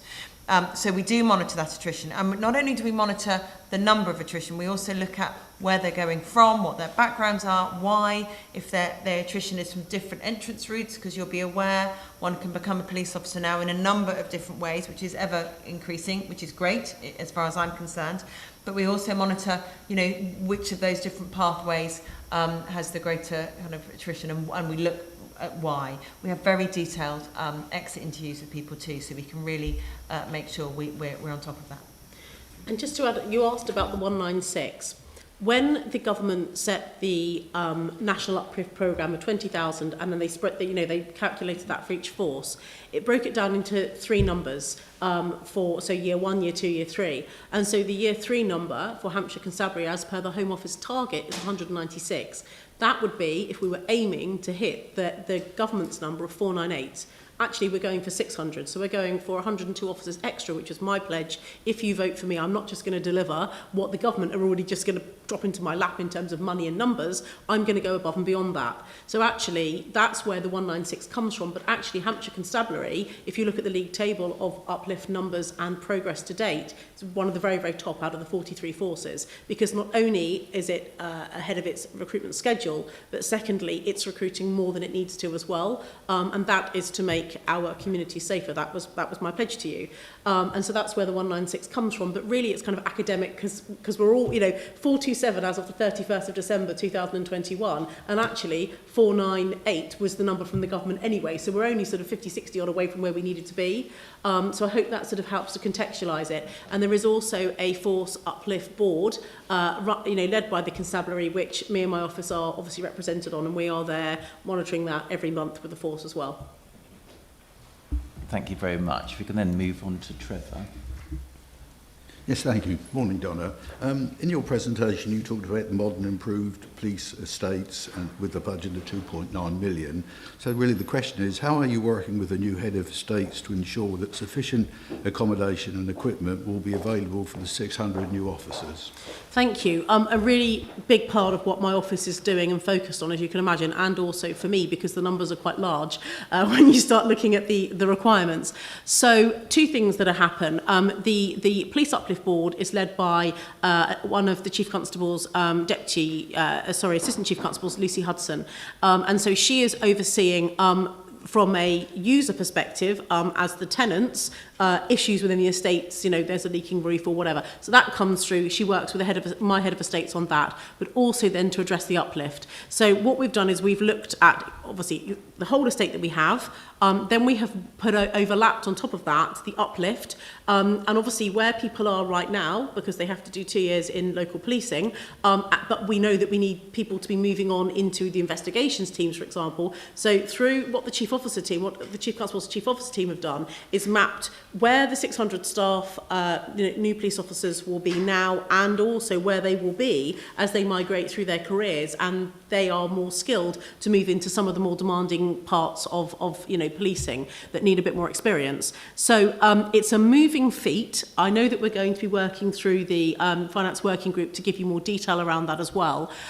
So overlaying what we have, what's needed, and then what's surplus, the bits around the edges that I can perhaps get rid of, or I can redevelop if I get the general powers of competence to generate more income to pay for more police officers. So that's basically the piece of work that's going on. In fact, I don't know why I've said basically, because it's not basic, it's actually quite complex. But that's why we've put money into the budget this year, that £2.9 million going in towards maintenance and upgrading the estate, getting it fit for purpose, and also £4 million into capital. But we've also got quite a bit of money set aside in our reserves for capital projects as well, such as the Isle of Wight and other things. So, there is, I feel like we are in a pretty good place when it comes to what we need to do with the estates. And of course, it's very intelligence driven by what the constabulary need.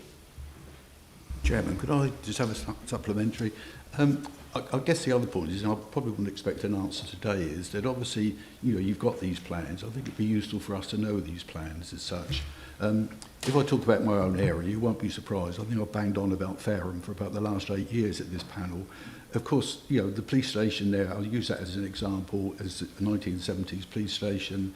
It hasn't been modernised. It's in a bit of a state, I think, it's the best way of saying it. So it's that sort of information that we need to know as to, and I'm sure this other area is exactly the same. And I would think we need to know in the future just actually what the concrete plans are. Using Fareham as an example, we're going to do something or we're going to do nothing. I think it's important that we know that, actually. Thank you.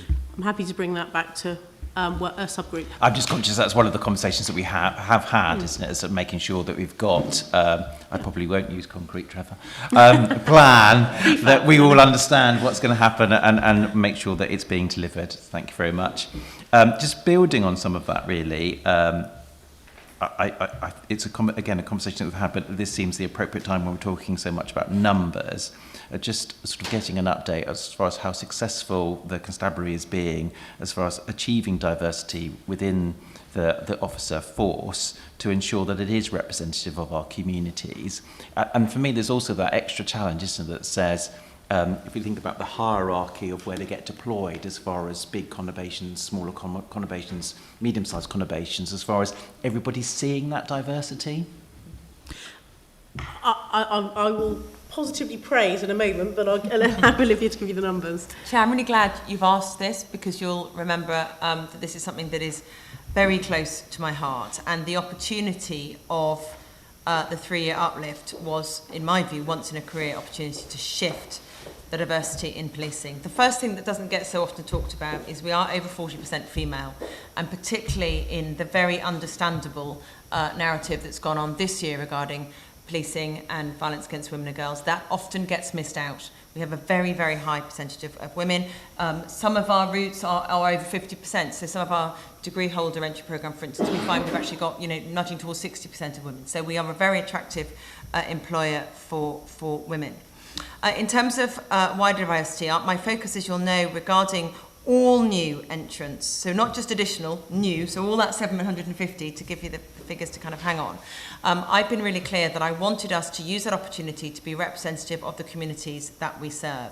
And we went to ONS. We know we're all waiting on the data to be published later this year, but we asked them to give us a jolly good guess of what they thought we were, because obviously, 10 years ago is a long, long, long time ago. So that's where the 10% figure of diversity came from, and I've been absolutely clear that that is what we will achieve with every new officer who comes through the door over this 3-year period.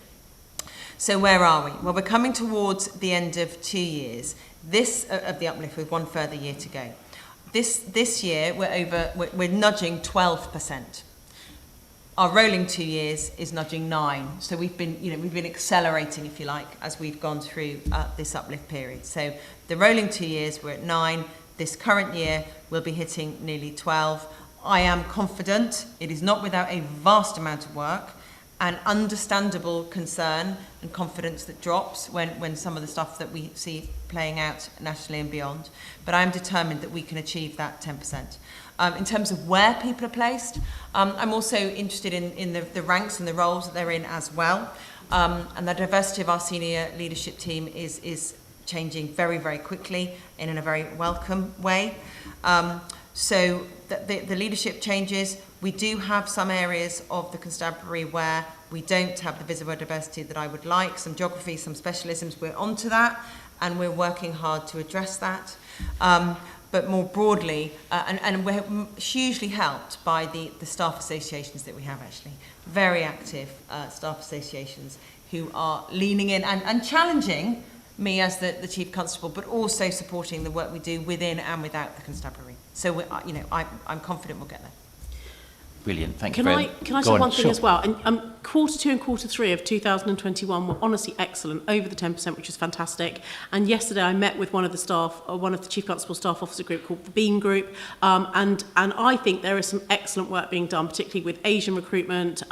We know that, for example, a large Nepalese community up in the northeast. So it's about making sure that we are responding to the large ethnic groups that we have, and or different religions as well. And one of the things I had a specific conversation with them about yesterday is that, you know, Sikh communities, wherever they are, in whichever town or city they tend, because of their faith, it's easy to connect with them through, their place of worship. The same with the Muslim community. And actually, one of the most difficult, and the Chief Constable and I have discussed this, because there often isn't a nucleus in terms of a place of worship, or is the black community where there is still a real challenge. And actually,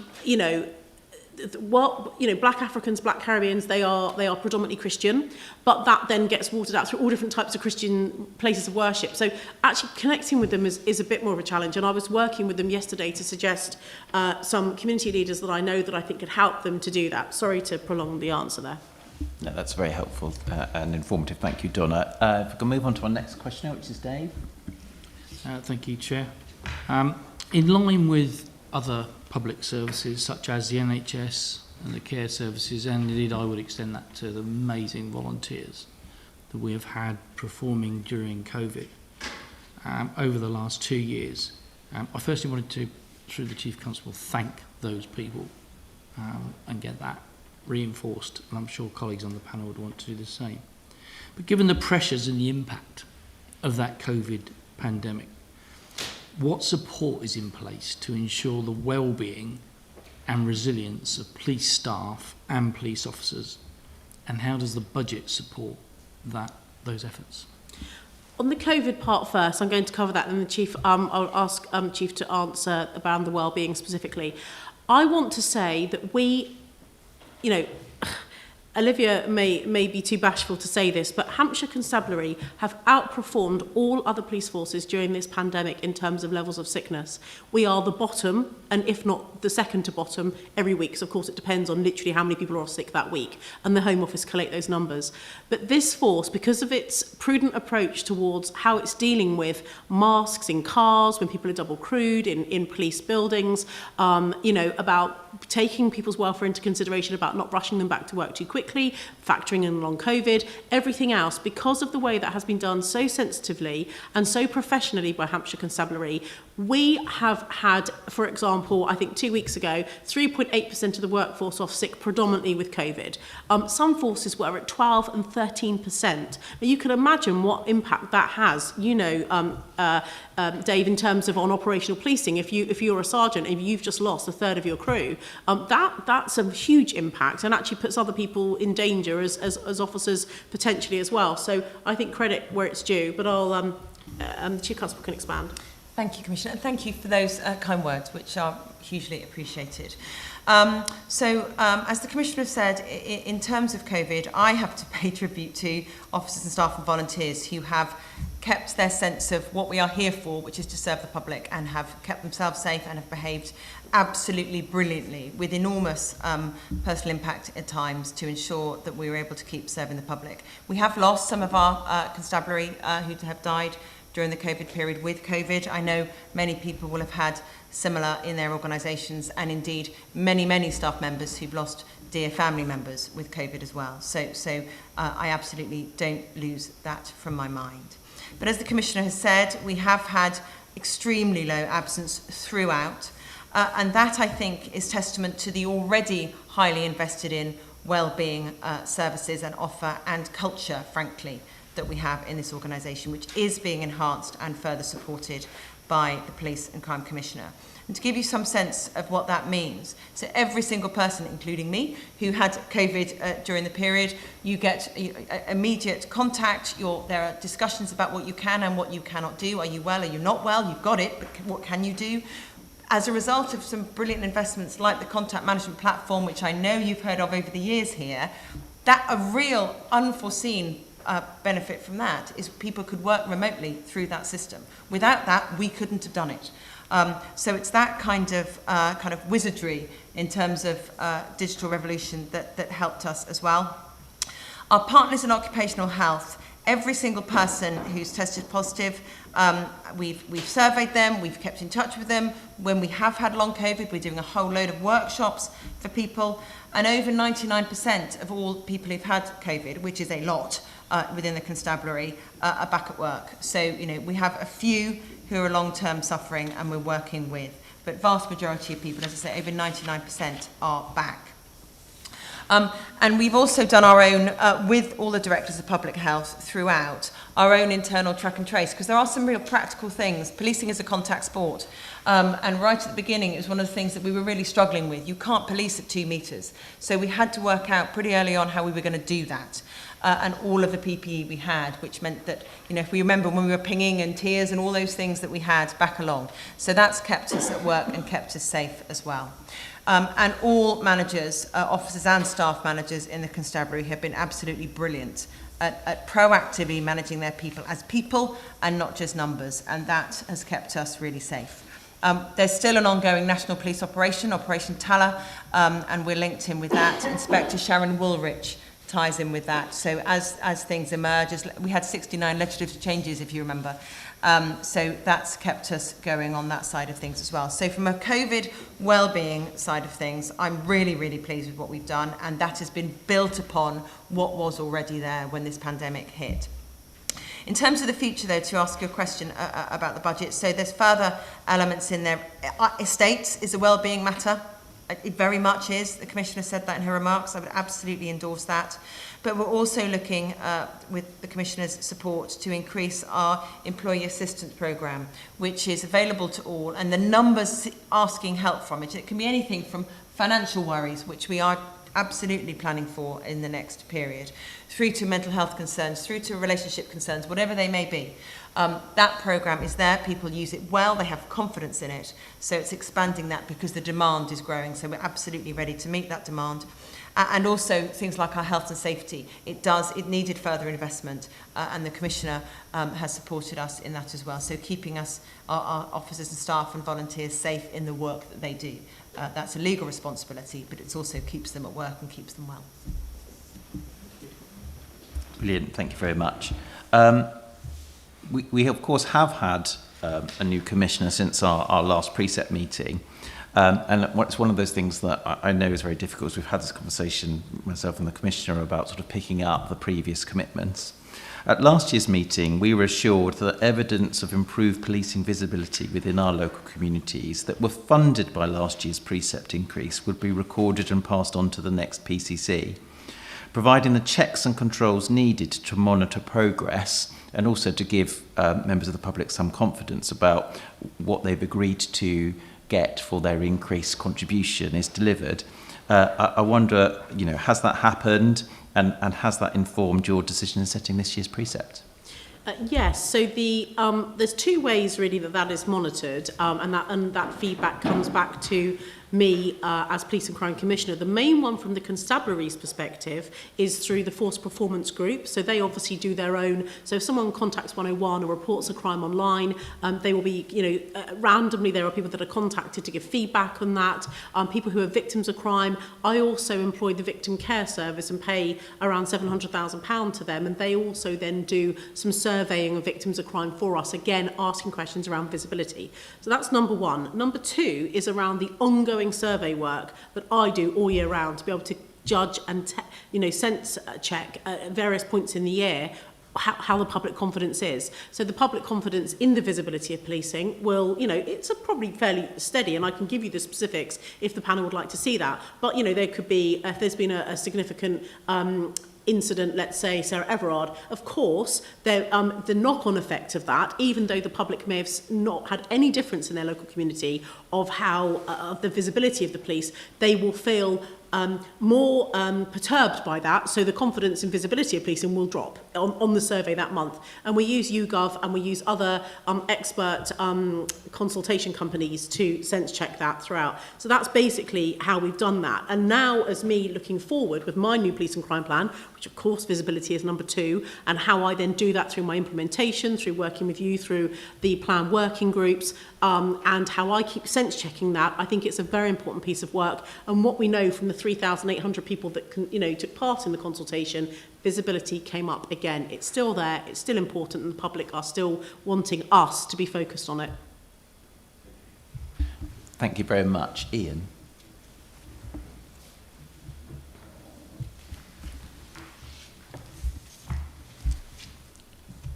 Well, I'd like to congratulate you for putting forward in a succinct and, how can I say, very understandable manner. I've been through budgets before, and I know that all of us have, but this is one of the ones that, is very well set out and very easy to read, so thank you for that. I will be contacting you. I'm not going to get parochial. I'm not going to say that I've been waiting 8 years for a response or what have you. What I'm going to say is I wouldn't wait 8 years. So I'm going to write to both of you with regards to the Isle of Wight and talk on a few issues, and possibly we can meet up. You can send a response, and there will be an invite to a meeting on the Isle of Wight or wherever you deem a fit place. But I'd like to get some assurances later on with regards to moving forward. But I understand within the plan that you've put forward, there's some very, very good messages, and I think that it's set out so well that, as I say, I applaud you for it, because it's not easy. And it's not easy, and Andy's done a good job as well. He'll be asking for a pay rise if you keep complimenting him. Well, I've got to do that because I know how difficult it is. Anyway, you've got 9 areas or key priorities within your plan. Have the costs been for delivering each area been fully costed, and are they included within the budget? Because obviously what we don't want to do is see that things are spilling over or you can't meet certain obligations through the budget. Thank you.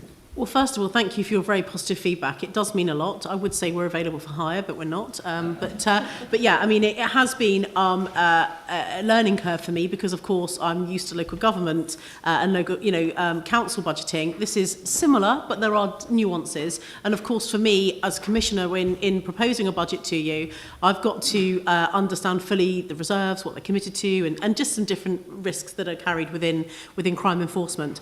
Actually, in terms of your question, they are budgeted. Not just the 9 priorities. There are 9 key priorities, but there are many more priorities and pledges in the police and crime plan. And what the Constabulary very helpfully did through the Chief Officer team and with Richard is the requests that came through. And I've got a list here of, the kind of main ones. And there were, like you will have in your council, there were some that we agreed yes, there were some that were on the yes list and some that were on the no list. But there were impacts, as you would have in a council. If you say yes to this one, if you say no, this is the impact. So something that we had about 4 or 5 very specific sort of half-day budget meetings where we worked through a lot of that detail. And I think that probably because of my background of having been the leader of Unitary Authority, it just helped the process for me to understand the risks and where things were coming out at me. So that was quite useful, actually. So yes, they are costed. And in the report, I think it's in 2.23, it breaks down the £20.95 million. And it shows you there where a huge part of the priorities we funded, and I think it's Appendix E, but there is an appendix in the budget report that actually goes into a lot more detail and breaks down all of the key things the Constabulary had asked for, and from that you can then see the correlation back to whether it's visibility, more policing, whether it's tackling knife crime, exactly how that costs out the police and crime plan. I'm happy that it's covered in the budget, yes.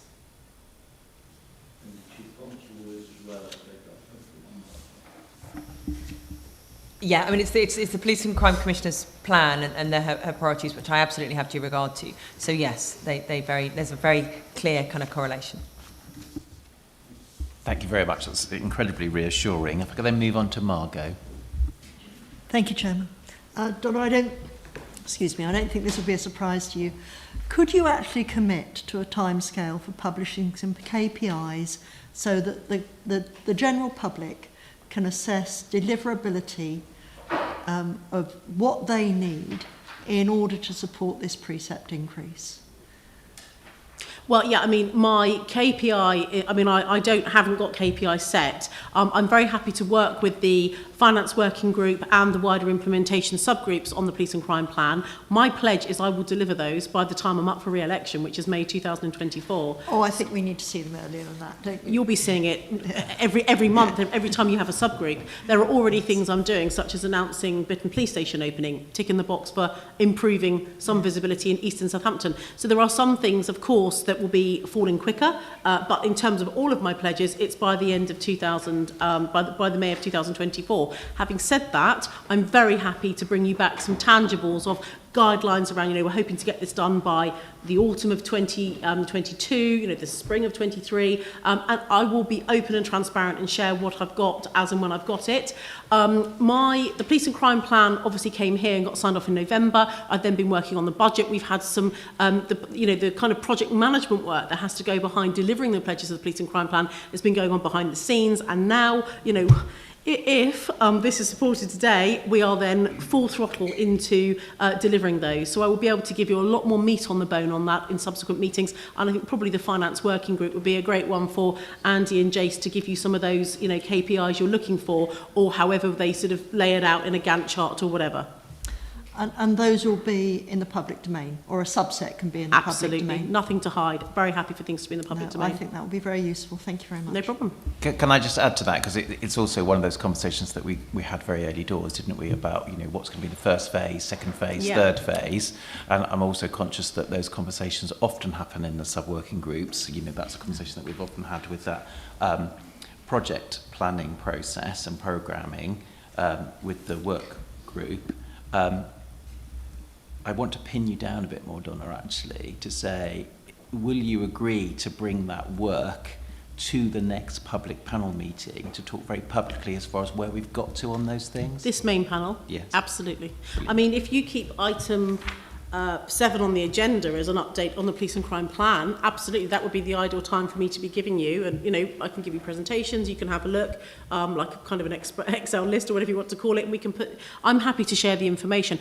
Sitting here right now, I haven't set all of those dates yet because I've been getting the budget done. We're moving into that very significant, we've already started the project management delivery of some of it, but in terms of getting our heads around the order, that's what I think I need to, I think that's what you're after. It's absolutely what I'm asking for. I think having a public viewing of what's agreed, when things are going to start, when they're due to complete, what the next things are going to be, and those things that you're working on so that you can get a clearer understanding of when they might start would be very useful for us to understand, and also publicly socialise some of those conversations that happen in Plan Working Group. I think to really give that justice, I probably need 2 to 3 months. I can give you interim updates, but I really want to work with the Constabulary on the pace of some of that stuff as well. So if you can, I will give you interim updates, but if I can give you a more definitive, that would be perfect. That's great, Dave. Just to follow on its comment, really, I find some of the qualitative comments very informative. For example, I'm not from Bitton, but I've worked there and I appreciate the comments that will be a big milestone. That's qualitatively, but it would also be good to know some of the quantitative data if we can in terms of timescales and or what it costs that actually. I think that's where we're coming from, and it's good because actually I think there's a success story to be put across publicly here. So I hope so. That's what, and the panel would appreciate, I think. Thank you. Yeah, I think it's very useful. Brilliant. Thank you very much. If we can then move on to John. Yes, I'd like to take this opportunity of thanking Andy for the work that he did with the financial group. It was very valuable, and I'm delighted to hear that the funding formula now is at last going to be looked at, and Hampshire's part of it, and Andy is going to be part of that team. So I hope that brings us good news with a more sensible budget in the future. I wonder, Andy, if you could answer this one, because you've been so quiet so far.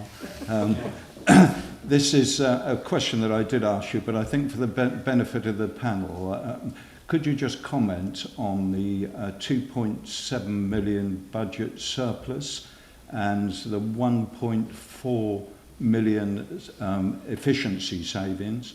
And finally, could you comment on the government grant reduction and how that might affect us in the future? It's not going to affect us this year, but certainly looking at what was given to us today about how that reduction is going to happen over the years, it could significantly affect the PCC's budget and how we would handle that. Thank you. Yeah, thank you. Thank you for your kind comments. I will take some of your questions, but I'll also ask Richard to talk to you about, in particular, the efficiencies question. In terms of the surplus, and for members' benefits, I think we're referring to Appendix D, and we're looking at the roll forward position at the start of this year for 22-23. So I don't know whether members want to refer to Appendix D. That is the £2.7 million surplus that we show there, in effect, at the start of the budget cycle. And that's arisen, and you may recall, and it will be set out in this budget paper as well, that a number of the pressure stroke growth items that come forward from the Constabulary are one-off items of spend.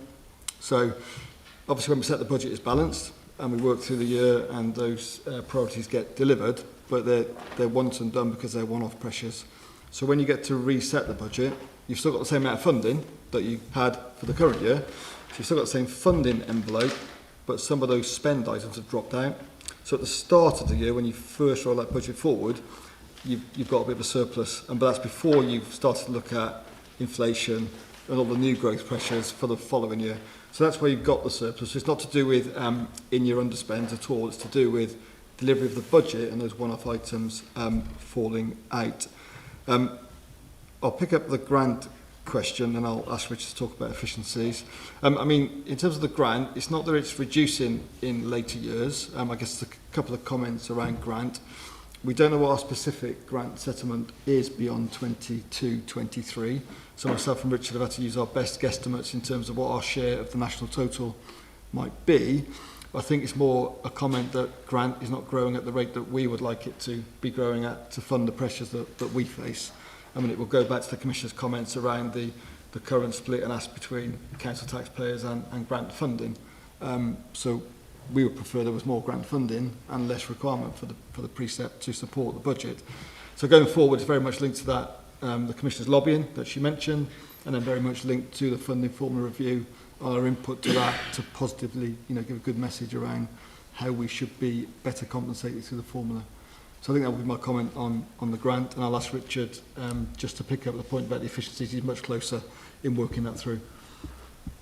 Yeah, thank you, Andy. So in terms of the efficiencies, we have a central finance team, and each year we undertake what we call a zero-based budgeting exercise, which is just good housekeeping.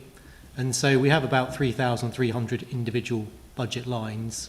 We go through each of those as part of setting the budget to see which of those we might be able to make some reductions to.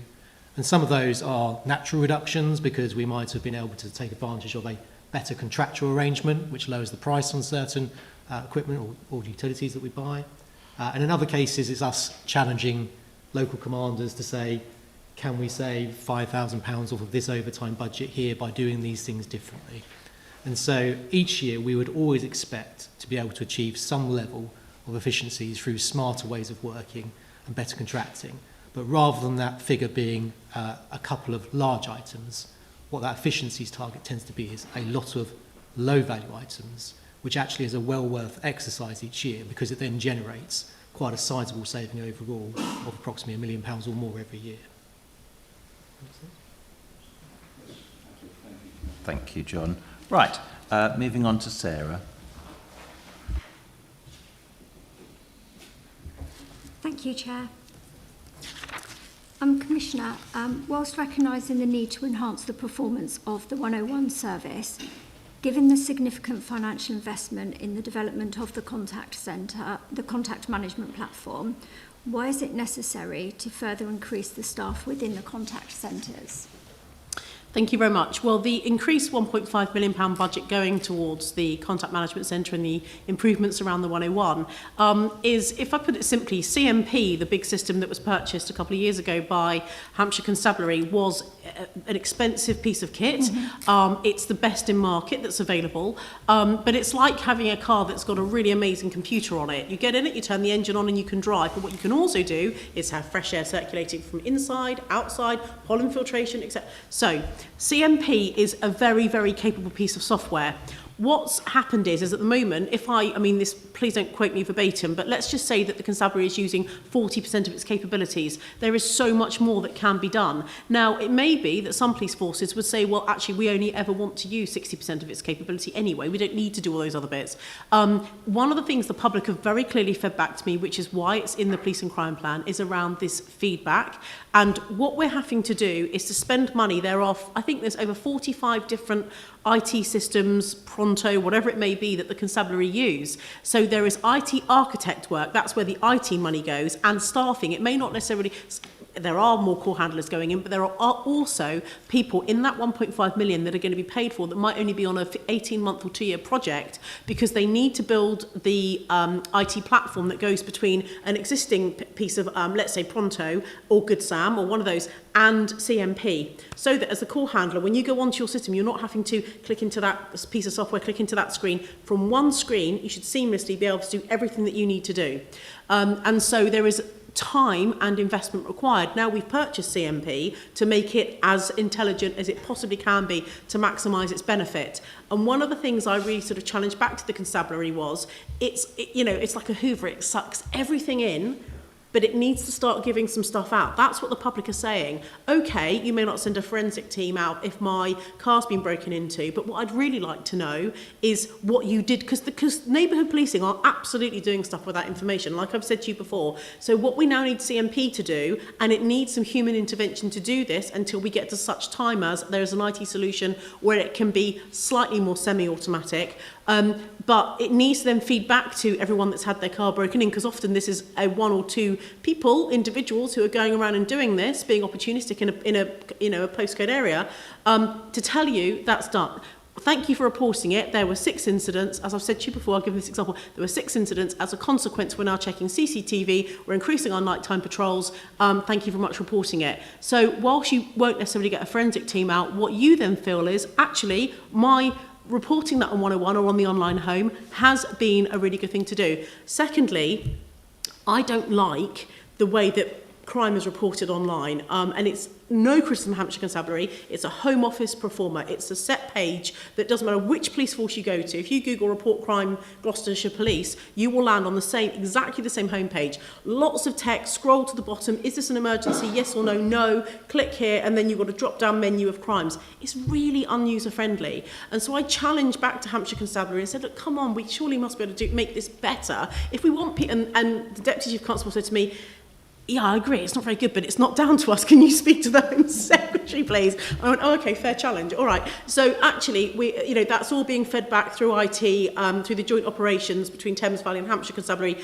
IT teams being fed back, and the Home Office have apparently given an indication that they are going to allow the landing page for reporting crime to be modified to each individual force area, at which point we can get rid of a whole of the blurb, get on the page, do you want to report a crime, what is it, drop down menu, we can adapt what those are for our rural areas. Some parts like Liverpool have very few rural areas. We've got loads. We've got different crimes that people want to report here. So we need to make it much more tailored to our specific needs. So lots of work going on behind the scenes. I hope that kind of answers the question. Thank you, Commissioner. If I could just come back to you. How is your office monitoring the effectiveness of the contact management platform? You did cover some of that since the rollout. And can the panel receive an update on the changes, the updates to it at future meetings, so that the enhancement of the contact management service are visible to residents, and what the proposals of the investment in the 2 million, what it is being spent on, is visible to all our residents, please? So one bit we're doing really well, one bit we need to start doing. So in terms of the performance of CMP, or say CMP, the Contact Management Centre, you know, the waiting times for 999, you know, I get given that information constantly, non-stop. I can get my hands on that information within minutes if I need to at any time of the day. So that's, and you know, I'm going in to do a shift with them, and you know, we had a member of the royal family, we had Prince Edward here, you know, to celebrate 20 years of that particular building where the core management centre is. So there is attention and focus both from Olivia and I on exactly what is going on in there. So in terms of what's actually happening on a daily basis, yes, we monitor that very closely as an OPCC. In terms of moving into the next bit of what these IT architects are going to do, what their work schedule is, what their programme is, some of that's quite detailed, and I haven't got the headspace to know all of that detail, but I have got people in my team that are going to be monitoring that. I say are going to be, because we're just moving into the implementation of the police and crime plan. So very happy to bring that back, and through Caroline and the chair, if you let me know whether that's here or at a subgroup, I'm happy for that to happen. Thank you very much. If you could then move to Stuart.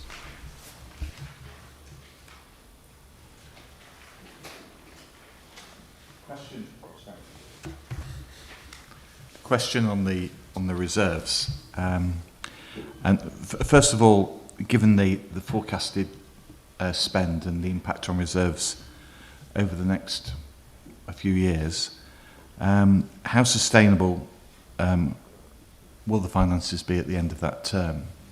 And in particular, when I look at the, I'm looking here at Appendix 2 of the section in the papers around the reserves. By 2026, 25 million is expected to be spent from the IT services reserves. Are you able to give some clarity as to what that money will be spent on? Yeah, of course, and thank you. I guess I'd start by just referring the panel back to my report in Appendix I. So my starting point is I have to give a statutory report on the budget, and one of those is about the robustness of reserves. And I am more than content at the moment that we are in a very good position in terms of that reserves, and I can sign that off for the Commissioner, and the Commissioner takes account of my report in setting her budget. So in terms of the immediate medium term, I'm entirely confident that the reserves remain in a good and strong position. Of course, what you've got in front of you is a 4 or 5 year estimate of how reserves might move. So we have to build a lot of assumptions in doing that. And some of those assumptions may or may not come to fruition. So I guess, in a sense, it's a prudent stroke, maybe overly pessimistic view of reserves over that period. I mean, it could come to fruition, but it's necessarily prudent because we need to set aside funding for the things that we think may happen. But not all those things will happen. Of course, each year as part of the budget, we always review reserves together, myself and Richard, on behalf of the Constabulary, and then with the Commissioner, and we'll always look on an annual basis at where we can put more money set aside for particular projects in the future. So my statement is that the reserves are healthy, they are in a good position for now and the medium term, and they certainly cover off all the immediate risks that we're aware of. Lots of things will change in that period. We've talked about the funding settlement, lots of unknowns there. We've talked about pensions, things may change there. So there's lots of moving parts that over that period will inevitably impact reserves. In terms of your specifics around IT, I think that's one actually where it's quite proper that reserve is shown to be coming down because it's there for particular purposes. So of that 25 million as of now, 14 million pound of that is set aside for the ESMCP, the big communications rollout for policing. So we do anticipate quite right that we should be spending that money at some point in the medium term to support the Chief Constable in that rollout. So that is there specifically for that purpose and should get spent for that purpose. Another big part of that 25 million is 11 million pounds worth of funding for projects that are already in flight. And again, that money should quite properly be drawn down to make sure those projects go through to delivery. What the plan doesn't include, though, is that on an annual basis, myself and Richard, when we work through the budget, there'll be new items that come forward in each budget year that will be IT related. Those sums will find their way into reserves so they can be then drawn down over the medium term to support those projects. What I can't give you at this stage, though, is what those amounts are, but to a certain extent, they're net zero because we set the money aside and then we implement and we spend. So Again, I wouldn't be overly concerned that the IT spend is coming down over that period, because I think quite properly it should do for the projects that are currently there, and it will get replenished as we do the budget on annual cycle. So hopefully that covers that. It was less a concern about the spend, because you're right, if it's allocated it should be used. It was the fact absolutely. that and it's helpful, that clarity, that there'll be money being put in as new projects come along. Absolutely. Yeah. Just on the face of it, from 2025 there was nothing left in the reserves, but that's helped my understanding. Thank you. Chair, can I just add 30 seconds? I think it's really key, and you will know this, those of you that are councillors, that these are also very pessimistic views. And let's just say that every pessimistic assumption happened. Of course, what I'm then going to need to do is to be working with the Constabulary and the Chief Finance Officers to look at how we reduce spending, because that will be the only other option, unless I'm going to increase taxes, which, you know, I'm not. I've made it very clear in my return to the Home Office that that is not a sustainable position for me as Police and Crime Commissioner. The other point, I've mentioned it twice previously around the general powers of competence. The Fire Brigade have more general powers of competence than I do as a Police and Crime Commissioner, the Fire Authority Board, and councils have the full suite of general powers of competence. Now, this is part of the Home Secretary's review of Police and Crime Commissioners, which is due to be published at some point, we think before March.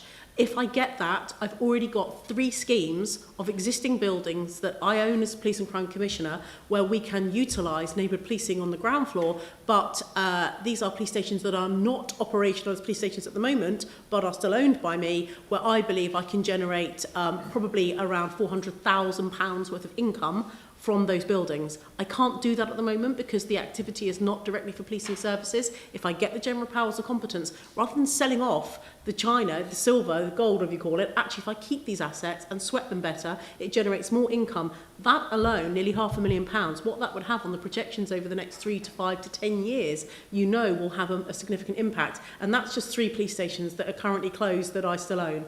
There's 130 buildings in the police estate. So if I'm given the opportunity to do that, I truly believe I can not only get us into a position of a balanced budget over the predictions we have over the next 3 to 5 years, but actually get us into a positive position, which means that we can go even beyond, beyond where we want to be. And the final thing for the ESMCP, for those of you that don't know, the newer members, that's the police radios. It's a national Home Office upgraded project that has to be done. So the solution is being found outside of Hampshire Constabulary directly, but of course the cost burden is ours.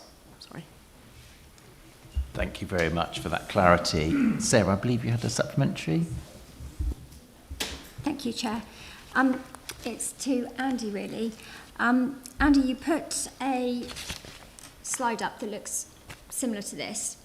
It's got your Hampshire Constabulary, your police estates, your officer and police crime commissioner and all your figures. Yeah. It was just because on your version, contribution to reserve was missing off your slide. And one of my questions is, why was it missing?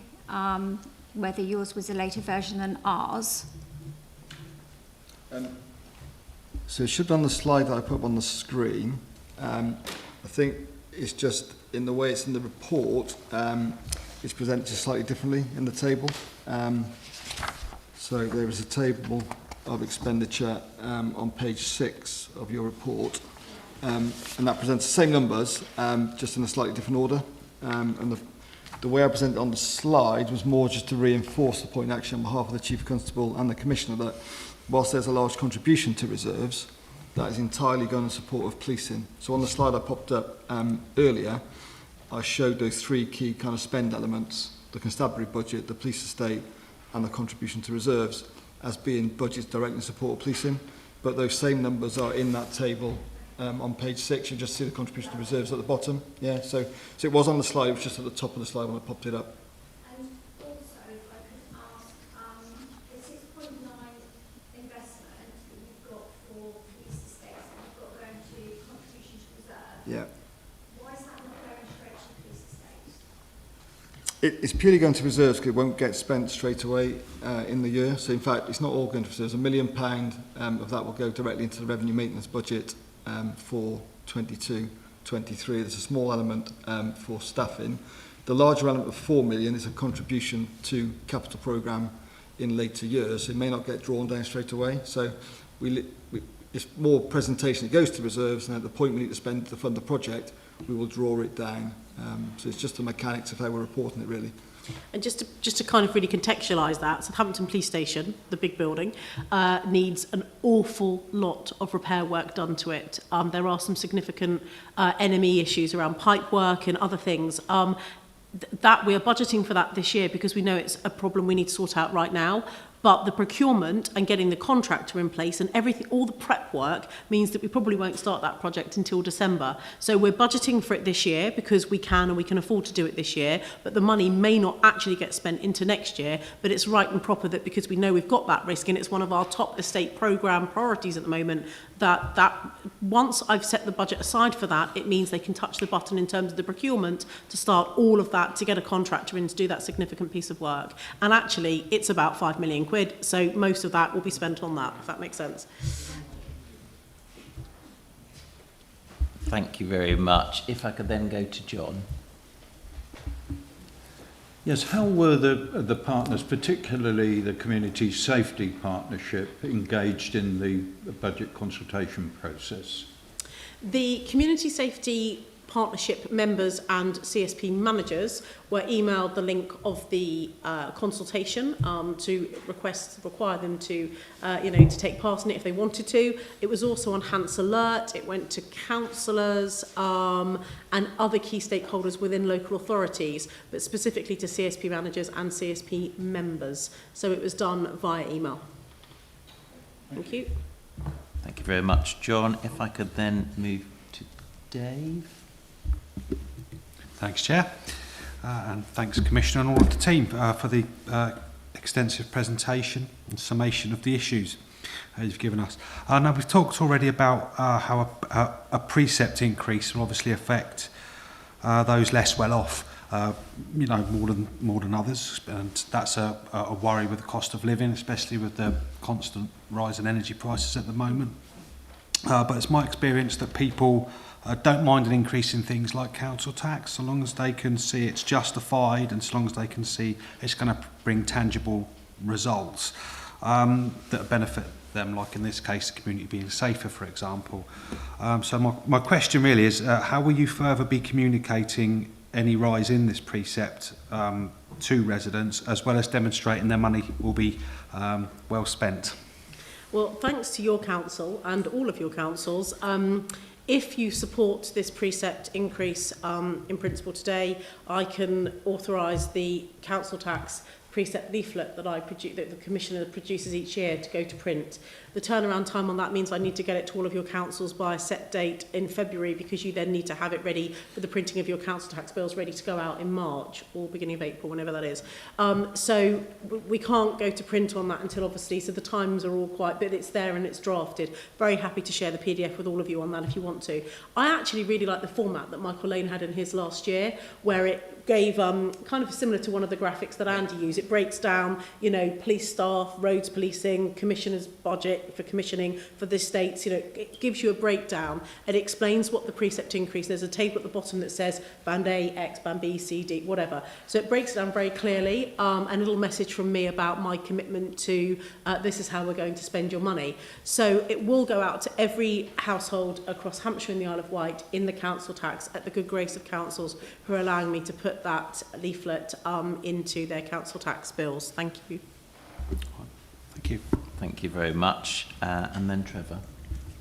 Yes, thank you, Chairman. I think I've actually got the honour of the final question for you, actually. But before I go into that, just to say also, I congratulate you, all of you, on your presentation today. I think it's very helpful. So my question is, have you identified any lessons learnt in the development of this budget which you would apply in future years?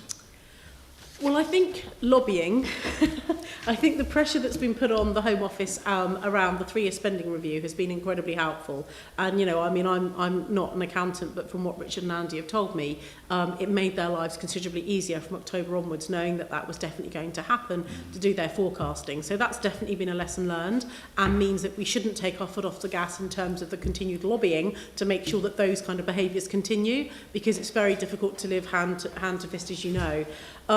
In terms of, I think next year I've spoken to, through the Joint Audit Committee that we have I think every other month with Thames Valley. So the Commissioner for Thames Valley, Matthew Barber, and I meet because of the Joint Operations Unit that span things like the Marine Unit, the horses, the dogs, the IT system, all of those things that are done as part of our Joint Operations Unit. We have a bi-monthly governance board, and so I think next year we probably will start some where the bids are coming in to Matthew and to myself for, you know, it might be for more roads policing resource or more police dogs, more police horses, whatever it might be, you know, actually for us to consider those jointly together, because we both considered them and afterwards went to each other, oh, by the way, did you like that bid, or did you say, so actually I think that's a learning point for Matthew and I, and actually the Joint Governance Board is the perfect place for us to do that. So that's probably one thing I'll just tighten up a little bit next year from my perspective. Okay, thank you. Brilliant. Thank you very much. Any final questions? Not to just cheat Trevor of the final question, Margot? I think I must. I'm a noted local persuader to encourage not only the reporting of crimes, but also the reporting of something you've seen or heard. When can the public expect to see an improvement in that online reporting system? Because it is dire. I have actually got some information on Seen or Heard, because I have to be honest, I learned something new around this, because I was not aware, Margot. Right, so in terms of Seen or Heard, so there is a form on the Hampshire Constabulary website, which is there for those of you that aren't aware, it's on the Hampshire, and it's where you can report intelligence and or information around crime, and any member of the public can do that. There is also reference, it goes from everything from information from terrorism up to domestic abuse to ASB, it covers everything. So when something goes on to Seen and Heard, it goes straight to the online home as if you are on the Constabulary website page reporting the crime. It gets triaged within 15 minutes of the information coming in to see if it is critical or not. It is then dealt with within 24 hours. So someone will triage it and go, is that intel that's about terrorism, does that need to go to our ROCU and or counter-terrorism South East? Or is that about ASB in Redbridge, for example, in which case it can then be categorised as a lower priority, but it will still be picked up within 24 hours and passed to those neighbourhood policing teams in Southampton for them to factor in. So there is a response very quickly.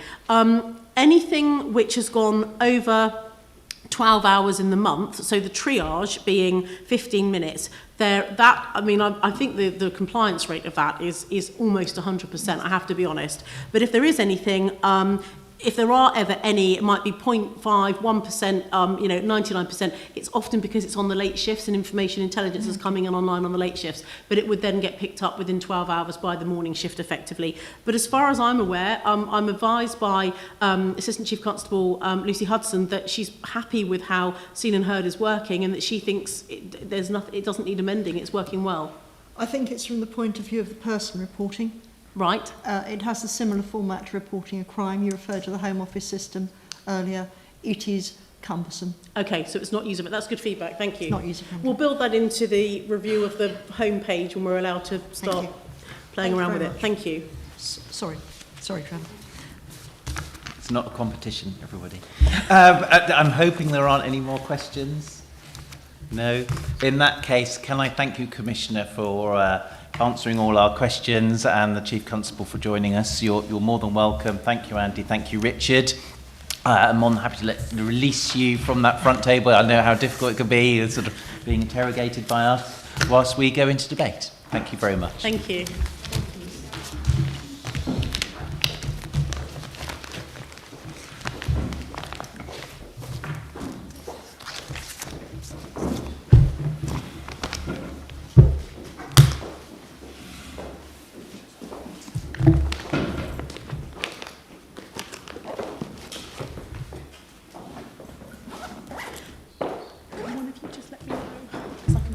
If you say yes.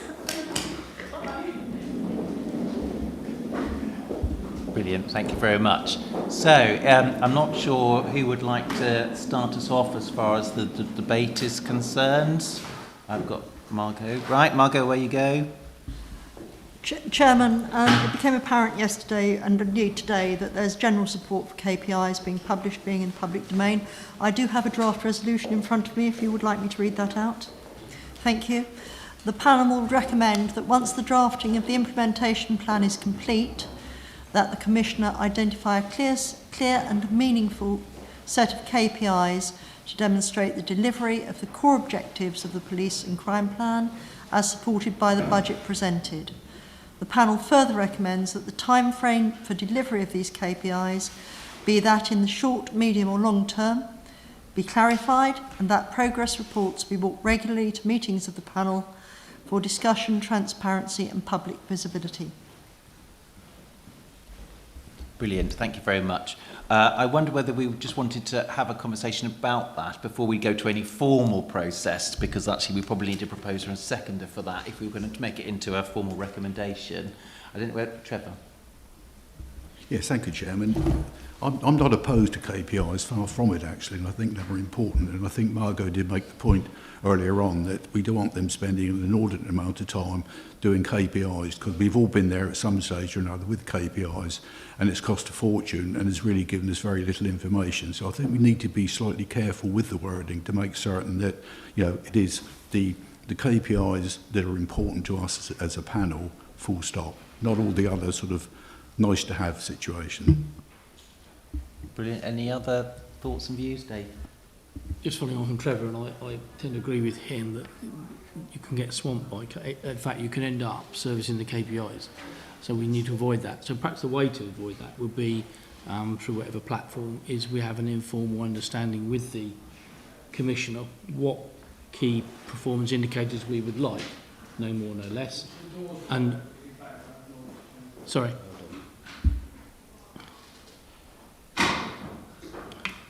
So echoing the point Trevor made, I think if we have a preliminary discussion with the Commissioner's Office to agree, call them what you will, the performance outcomes that we want and how they can be presented, but we don't want any more than that, so that we do actually focus it. Yeah, sure, less is more really. If we're happy with that, then I'm comfortable that we can ask for some sort of performance progress. I could support that. Chairman, I think I would agree with that. I think I'd like to get away from the word KPIs and call it something different, because you know, KPIs. That sounds like a whole different debate that could go for a very long time. No, but just bear with me. I think you know what I'm saying. Whether it's a performance indicator or whatever else, or outcomes, I don't know. But KPIs just give me a very bad memory, to be perfectly honest. Sensing a trauma and a scar there, Trevor. Margot, I know because we've had some conversations about wordings, haven't we? We have had some discussions, and I do think leaner is meaner and more effective. Apart from anything else, nobody reads them. I always aim for one side of A4. I want them to be meaningful to not only members of the police, but also to the man on the Clapham omnibus. But they need to be short and sharp, and they shouldn't wag the dog. They should not take a lot of work to produce. So I'm very happy to see any leaner. Just go more on what Trevor was saying then about the KPI, certain things. I think there are certain things that members of the public are worried about, like 101, you know, like the feedback, etc. So maybe it's a certain topics that we need to pick up on and get the KPIs for those that, I mean, yes, they are worried about police entirely, but they're more worried about certain areas of policing. So maybe just pick up on those ones rather than KPIs for everything. And we could call them performance progress reporting. Yeah, I would agree with that. If we're not careful, the CEO will go down a rabbit hole on these and put an awful lot of work into it, and that's actually not what we're after. So I think we need to be very clear in this recommendation what we're truly after here, and make sure that they don't go running off and spending a lot of money and a lot of time on something that won't be looked at. I know Margot wants to respond. I think one of the things that also I know we've had a debate about in previous years. The good thing is,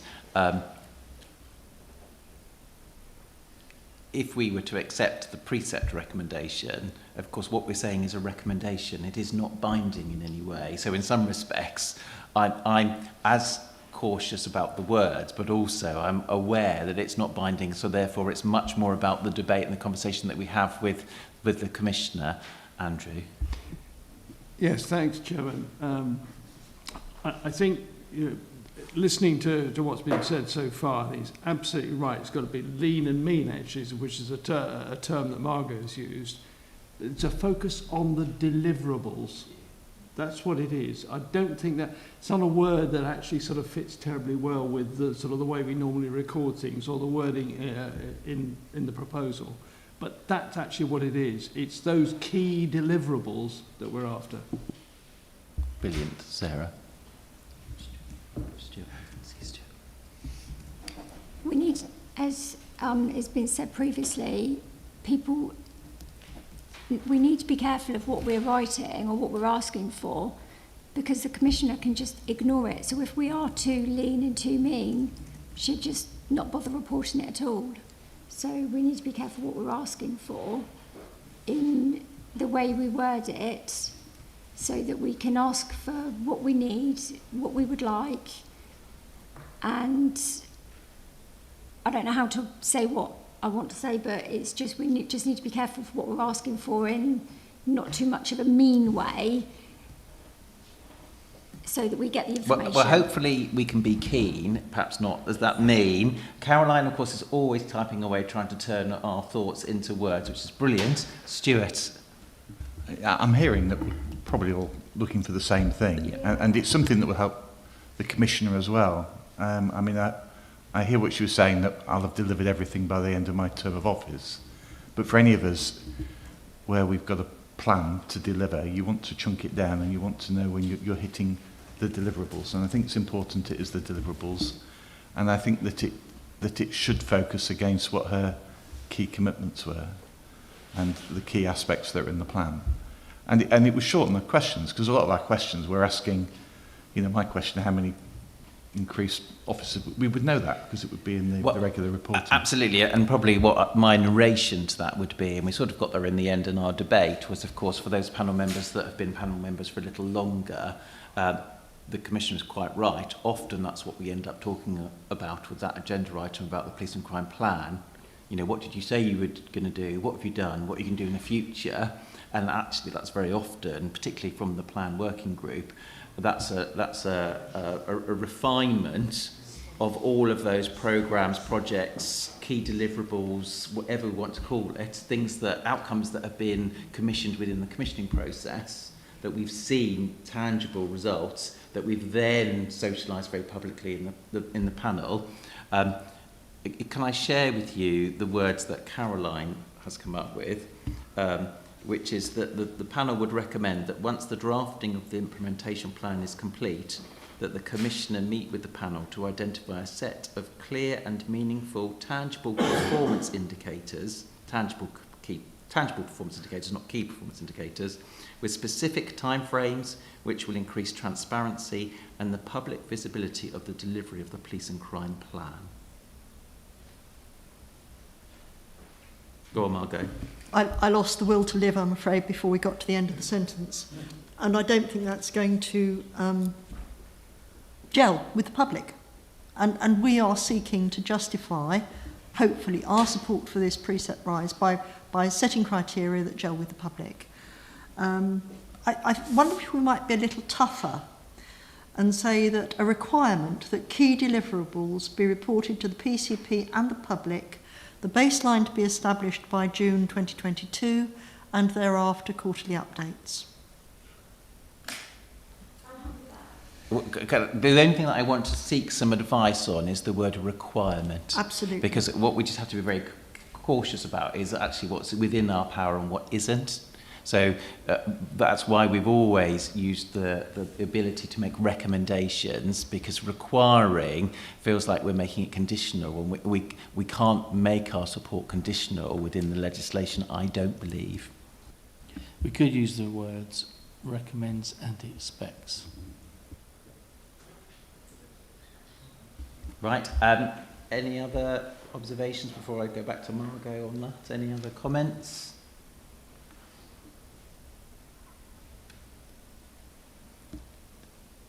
Do people generally feel happier with the words that Dave used as far as recommends and expects? Does that feel, because it's probably as close as requires we can get? Right, okay. So we've talked about that. Before we formally do it, I just wonder whether we wanted any broader debate about what we've seen as far as the preceptor and generally sort of support or lack of support for what's being recommended in a broader sense.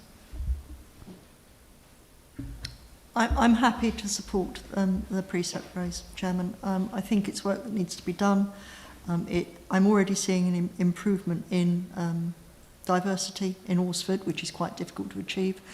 And if we can get some proper performance indicators, I'm happy to support. Lovely. Tanya? I'm actually going to vote against this today. And this is because I've had quite a few public inquiries and comments made to me about lack of response to 101, to feedback on things that they've put on themselves. But I personally have had 4 incidents in the last 6 months that I've not been happy with.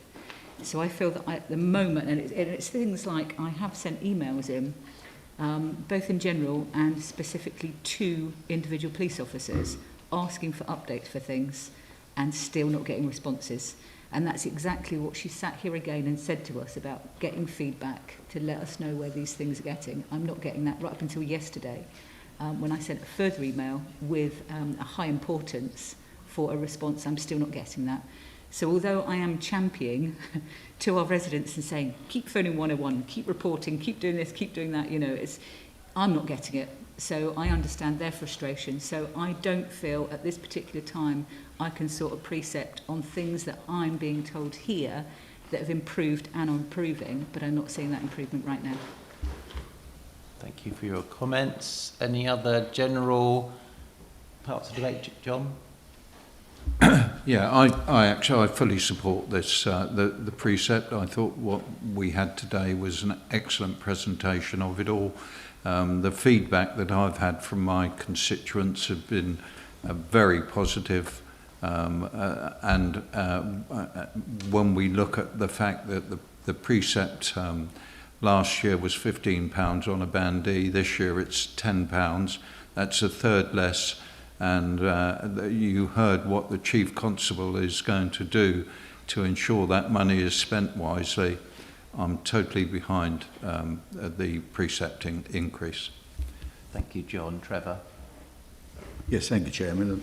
I won't regurgitate what John's just said, but I'm very much behind it as well. I think it's the way forward, and we should do it. Thank you. Any other comments? Matthew, and then I go to Andrew. Yeah, thank you, Chair. Personally, I find myself in a very difficult position with this. I absolutely support the Chief Constable's need to increase the budget, and I absolutely support the requirement to pay police officers a reasonable wage.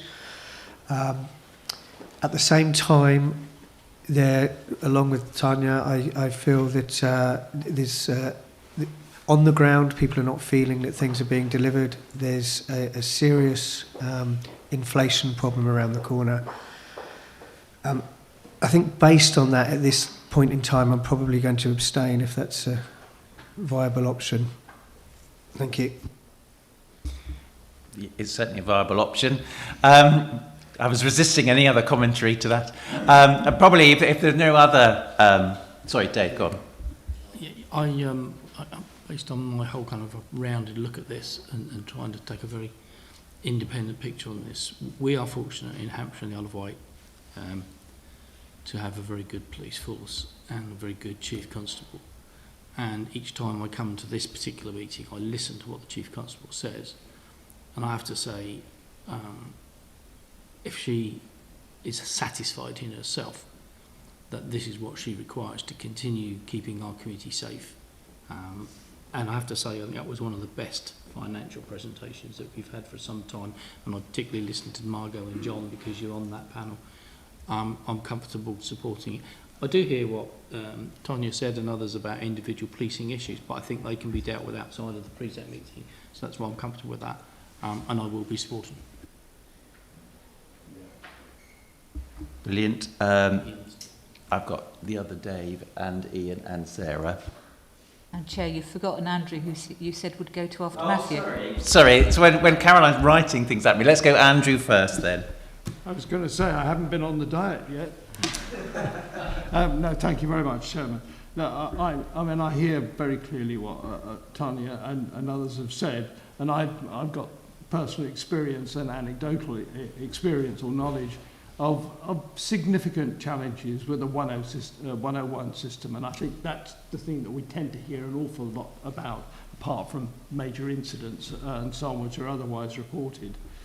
But whilst I am new to the activity of this panel, I have heard a number of the individuals concerned, particularly the Commissioner and the Chief Constable, on numerous occasions, articulating, without being asked, their concern and focus on actually addressing this. And basically, underlined by what I have heard today and how it was presented and very well articulated, I am more than comfortable that that focus and the funding to support it is really satisfactory. So I have no hesitation whatever in supporting this. Thank you very much. And then we'll go to Dave. Thanks, Chair. I totally understand where you're coming from, Tonya, on there. I get a lot of frustration from residents when they're reporting, you know, not immediate serious crime, but if they go, and what are we going to do? This keeps happening around the neighbourhood, and you say, contact 101, they say, oh, we've tried that, we've done that, nothing happens, or it goes on for ages. So yeah, that is a huge concern, and despite hearing numerous times, isn't it, that it's getting better, it doesn't seem to be the case when I'm speaking to people kind of on the ground about it.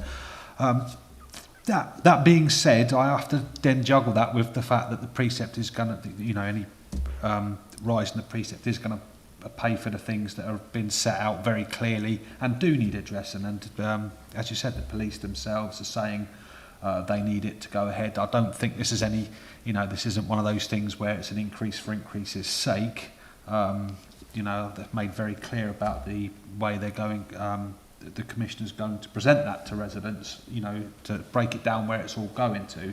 But I do think this 101 thing does need to be addressed, and I think if we're going on about KPIs, but that aren't KPIs, whatever it's doing, I think that really needs to be one of the key factors, because if we're going to go and support this precept, which I probably will, I still need to know that that 101 thing is going to be addressed, and we're going to have to see that improved. That's got to be one of the basics of this budget. Thank you, Dave.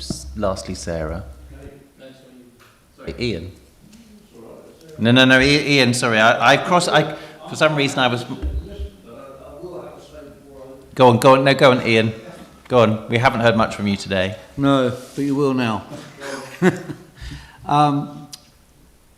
It's a little bit of a...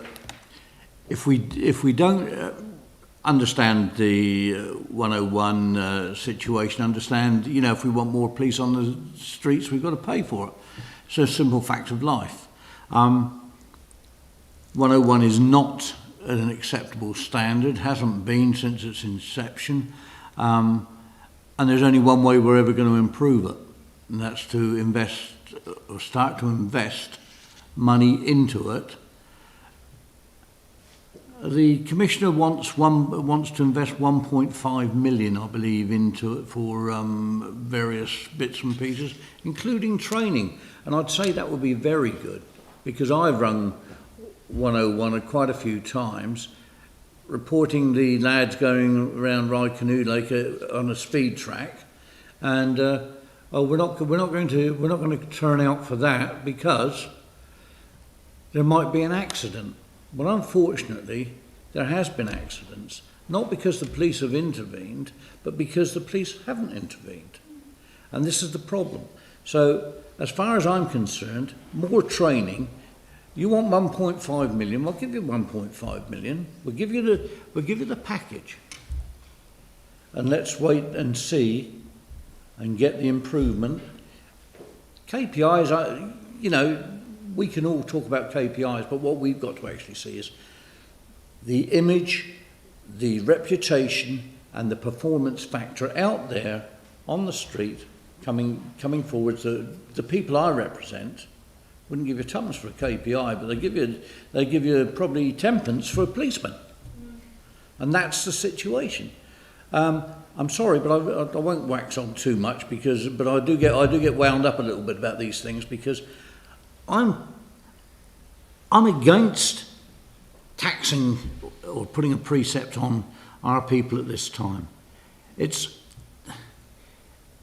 not right, but I'll tell you what, I've got a lot of people in my area that don't come out after 5 o'clock in the evening. You know, they don't, you know, forget going to the cinema or going for a drink. People that go out for a drink who used to go home at 10:30 in the evening go home at 8 o'clock. And this is the problem with what we've got on our streets and our society at the time. And if we don't take the opportunity to invest now and measure the performance throughout the period and see what's been done, I'll tell you what, I'll be sat here in a different, if I'm sat here next year, I'll be sat here in a different frame of mind and saying, no, not another penny. You had the money last year, you didn't succeed. So I'm going to go with it against all my instincts, because the Isle of Wight, as we've heard, is against it. Well, the people have actually responded to the consultation. I dare say we've got more people over here that, you know, haven't responded, and fair to go with it, because they want a safer Isle of Wight. We want a safer Hampshire and Isle of Wight. I'll leave it at that, Chair. Thank you. Thank you, Ian. And lastly, Sarah.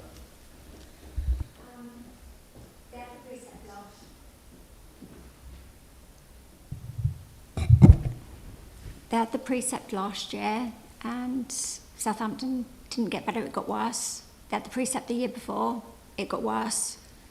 And I can't see that giving them the precept this year is going to make any difference. I know they need the money, and I know the police officers need the pay review, but people that go into 101 should be trained anyway. They shouldn't just answer a phone and say, we've got no officers available. We can't come to that crime. That crime's not actually severe enough. We can't come to that, or we can't do to this. That's all I get in my inbox all the time from residents. And nothing has improved in the last 3 years. And they've had a precept for at least 3 years. And so I'm minded to say yes to it because it's the right thing to do. But how can I answer all those residents? And the survey that said Southampton said no.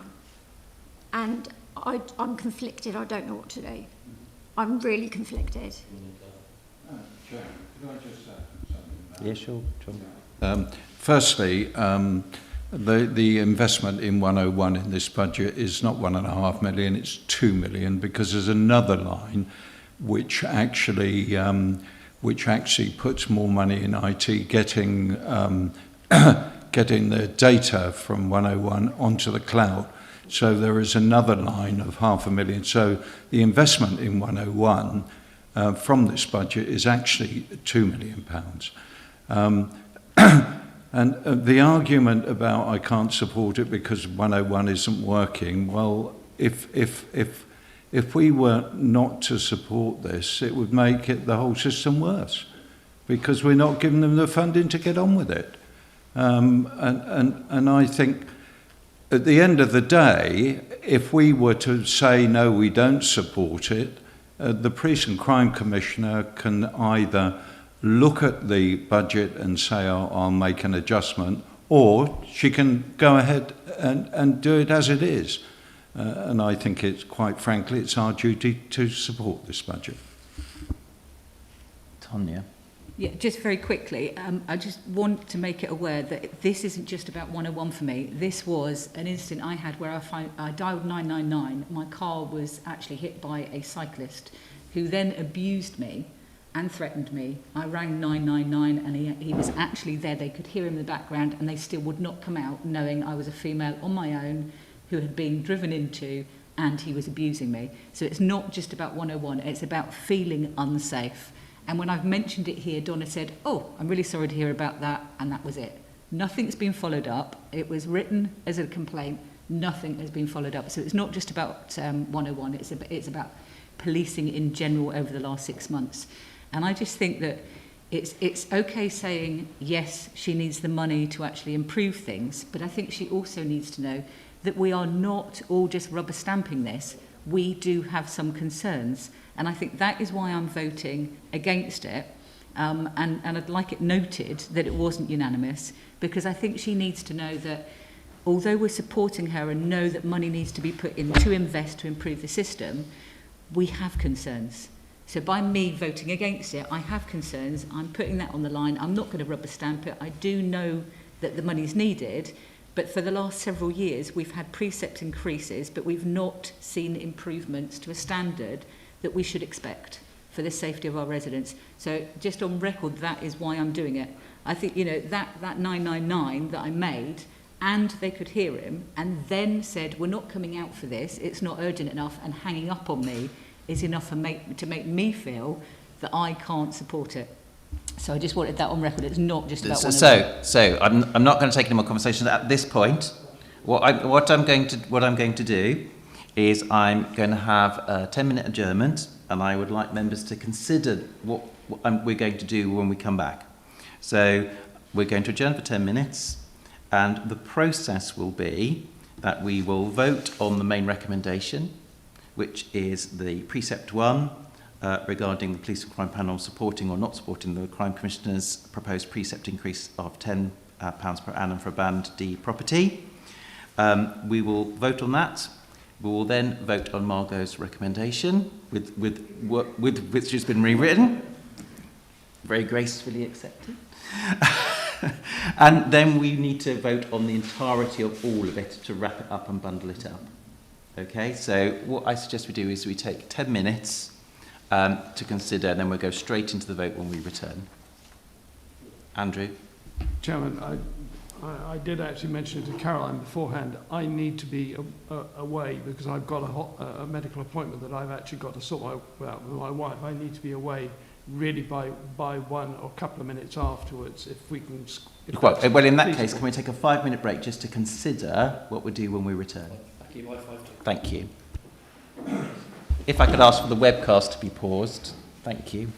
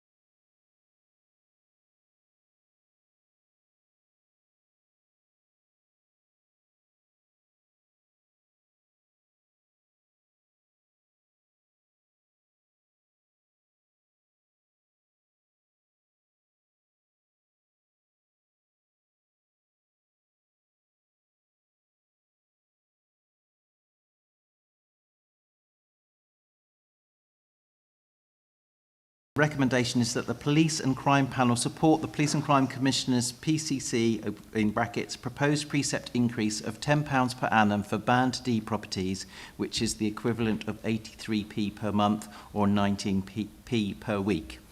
Can I ask for those in favour of that recommendation?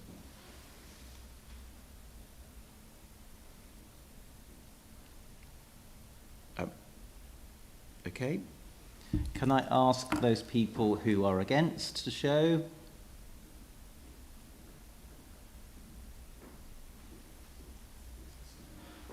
And if we have any abstentions?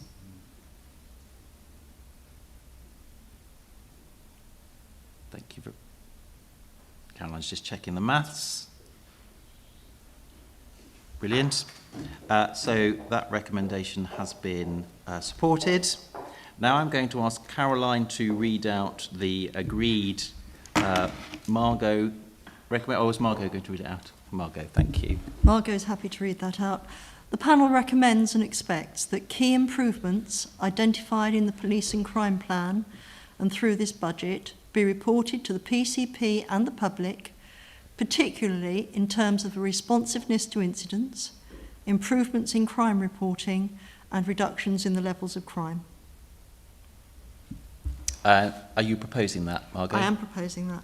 I would like a seconder. I'll second. The seconder, Matt, thank you very much. Can I ask for a show of hands for those people who are in favour of the recommendation? That's unanimous. Thank you very much. Then we go on to reading out the entirety of the recommendations as proposed in the paper. So I have to just read those out. That the recommendation is that the...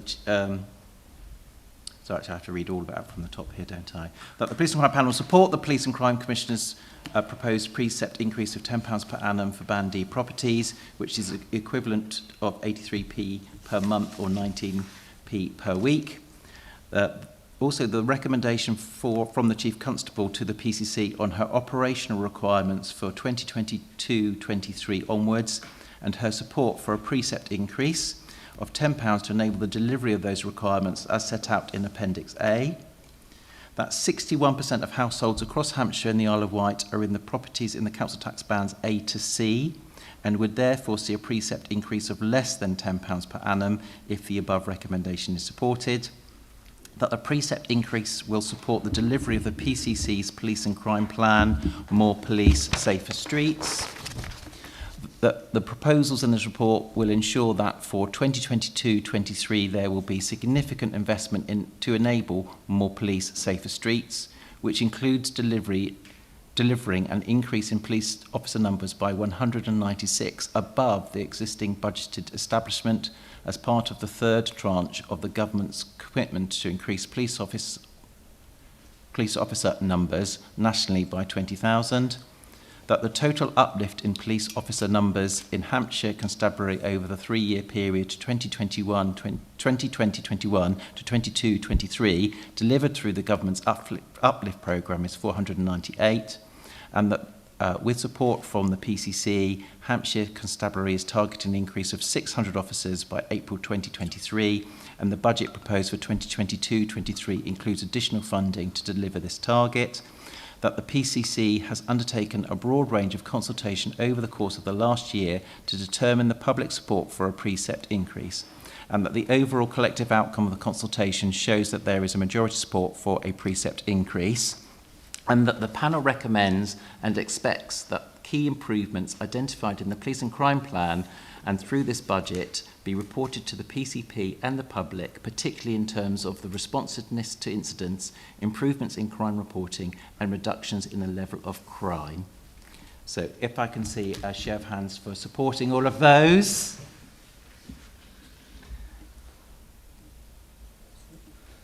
Against? That's one. Abstentions?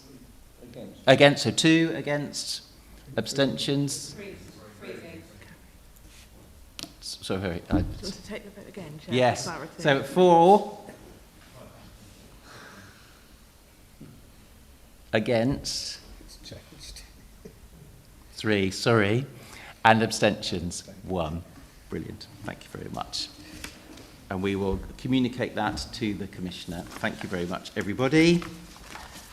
So then, moving forwards, that we will formally report to the Commissioner the results of that as a decision and also our recommendations, and that the Police and Crime Commissioner is required to have regard to the panel's report, including those the recommendation that we've made, and provide a response to the panel and publish her response by the 15th of February, and that we've not been minded to veto the precept, and the Commissioner may now issue the precept without further review by the panel.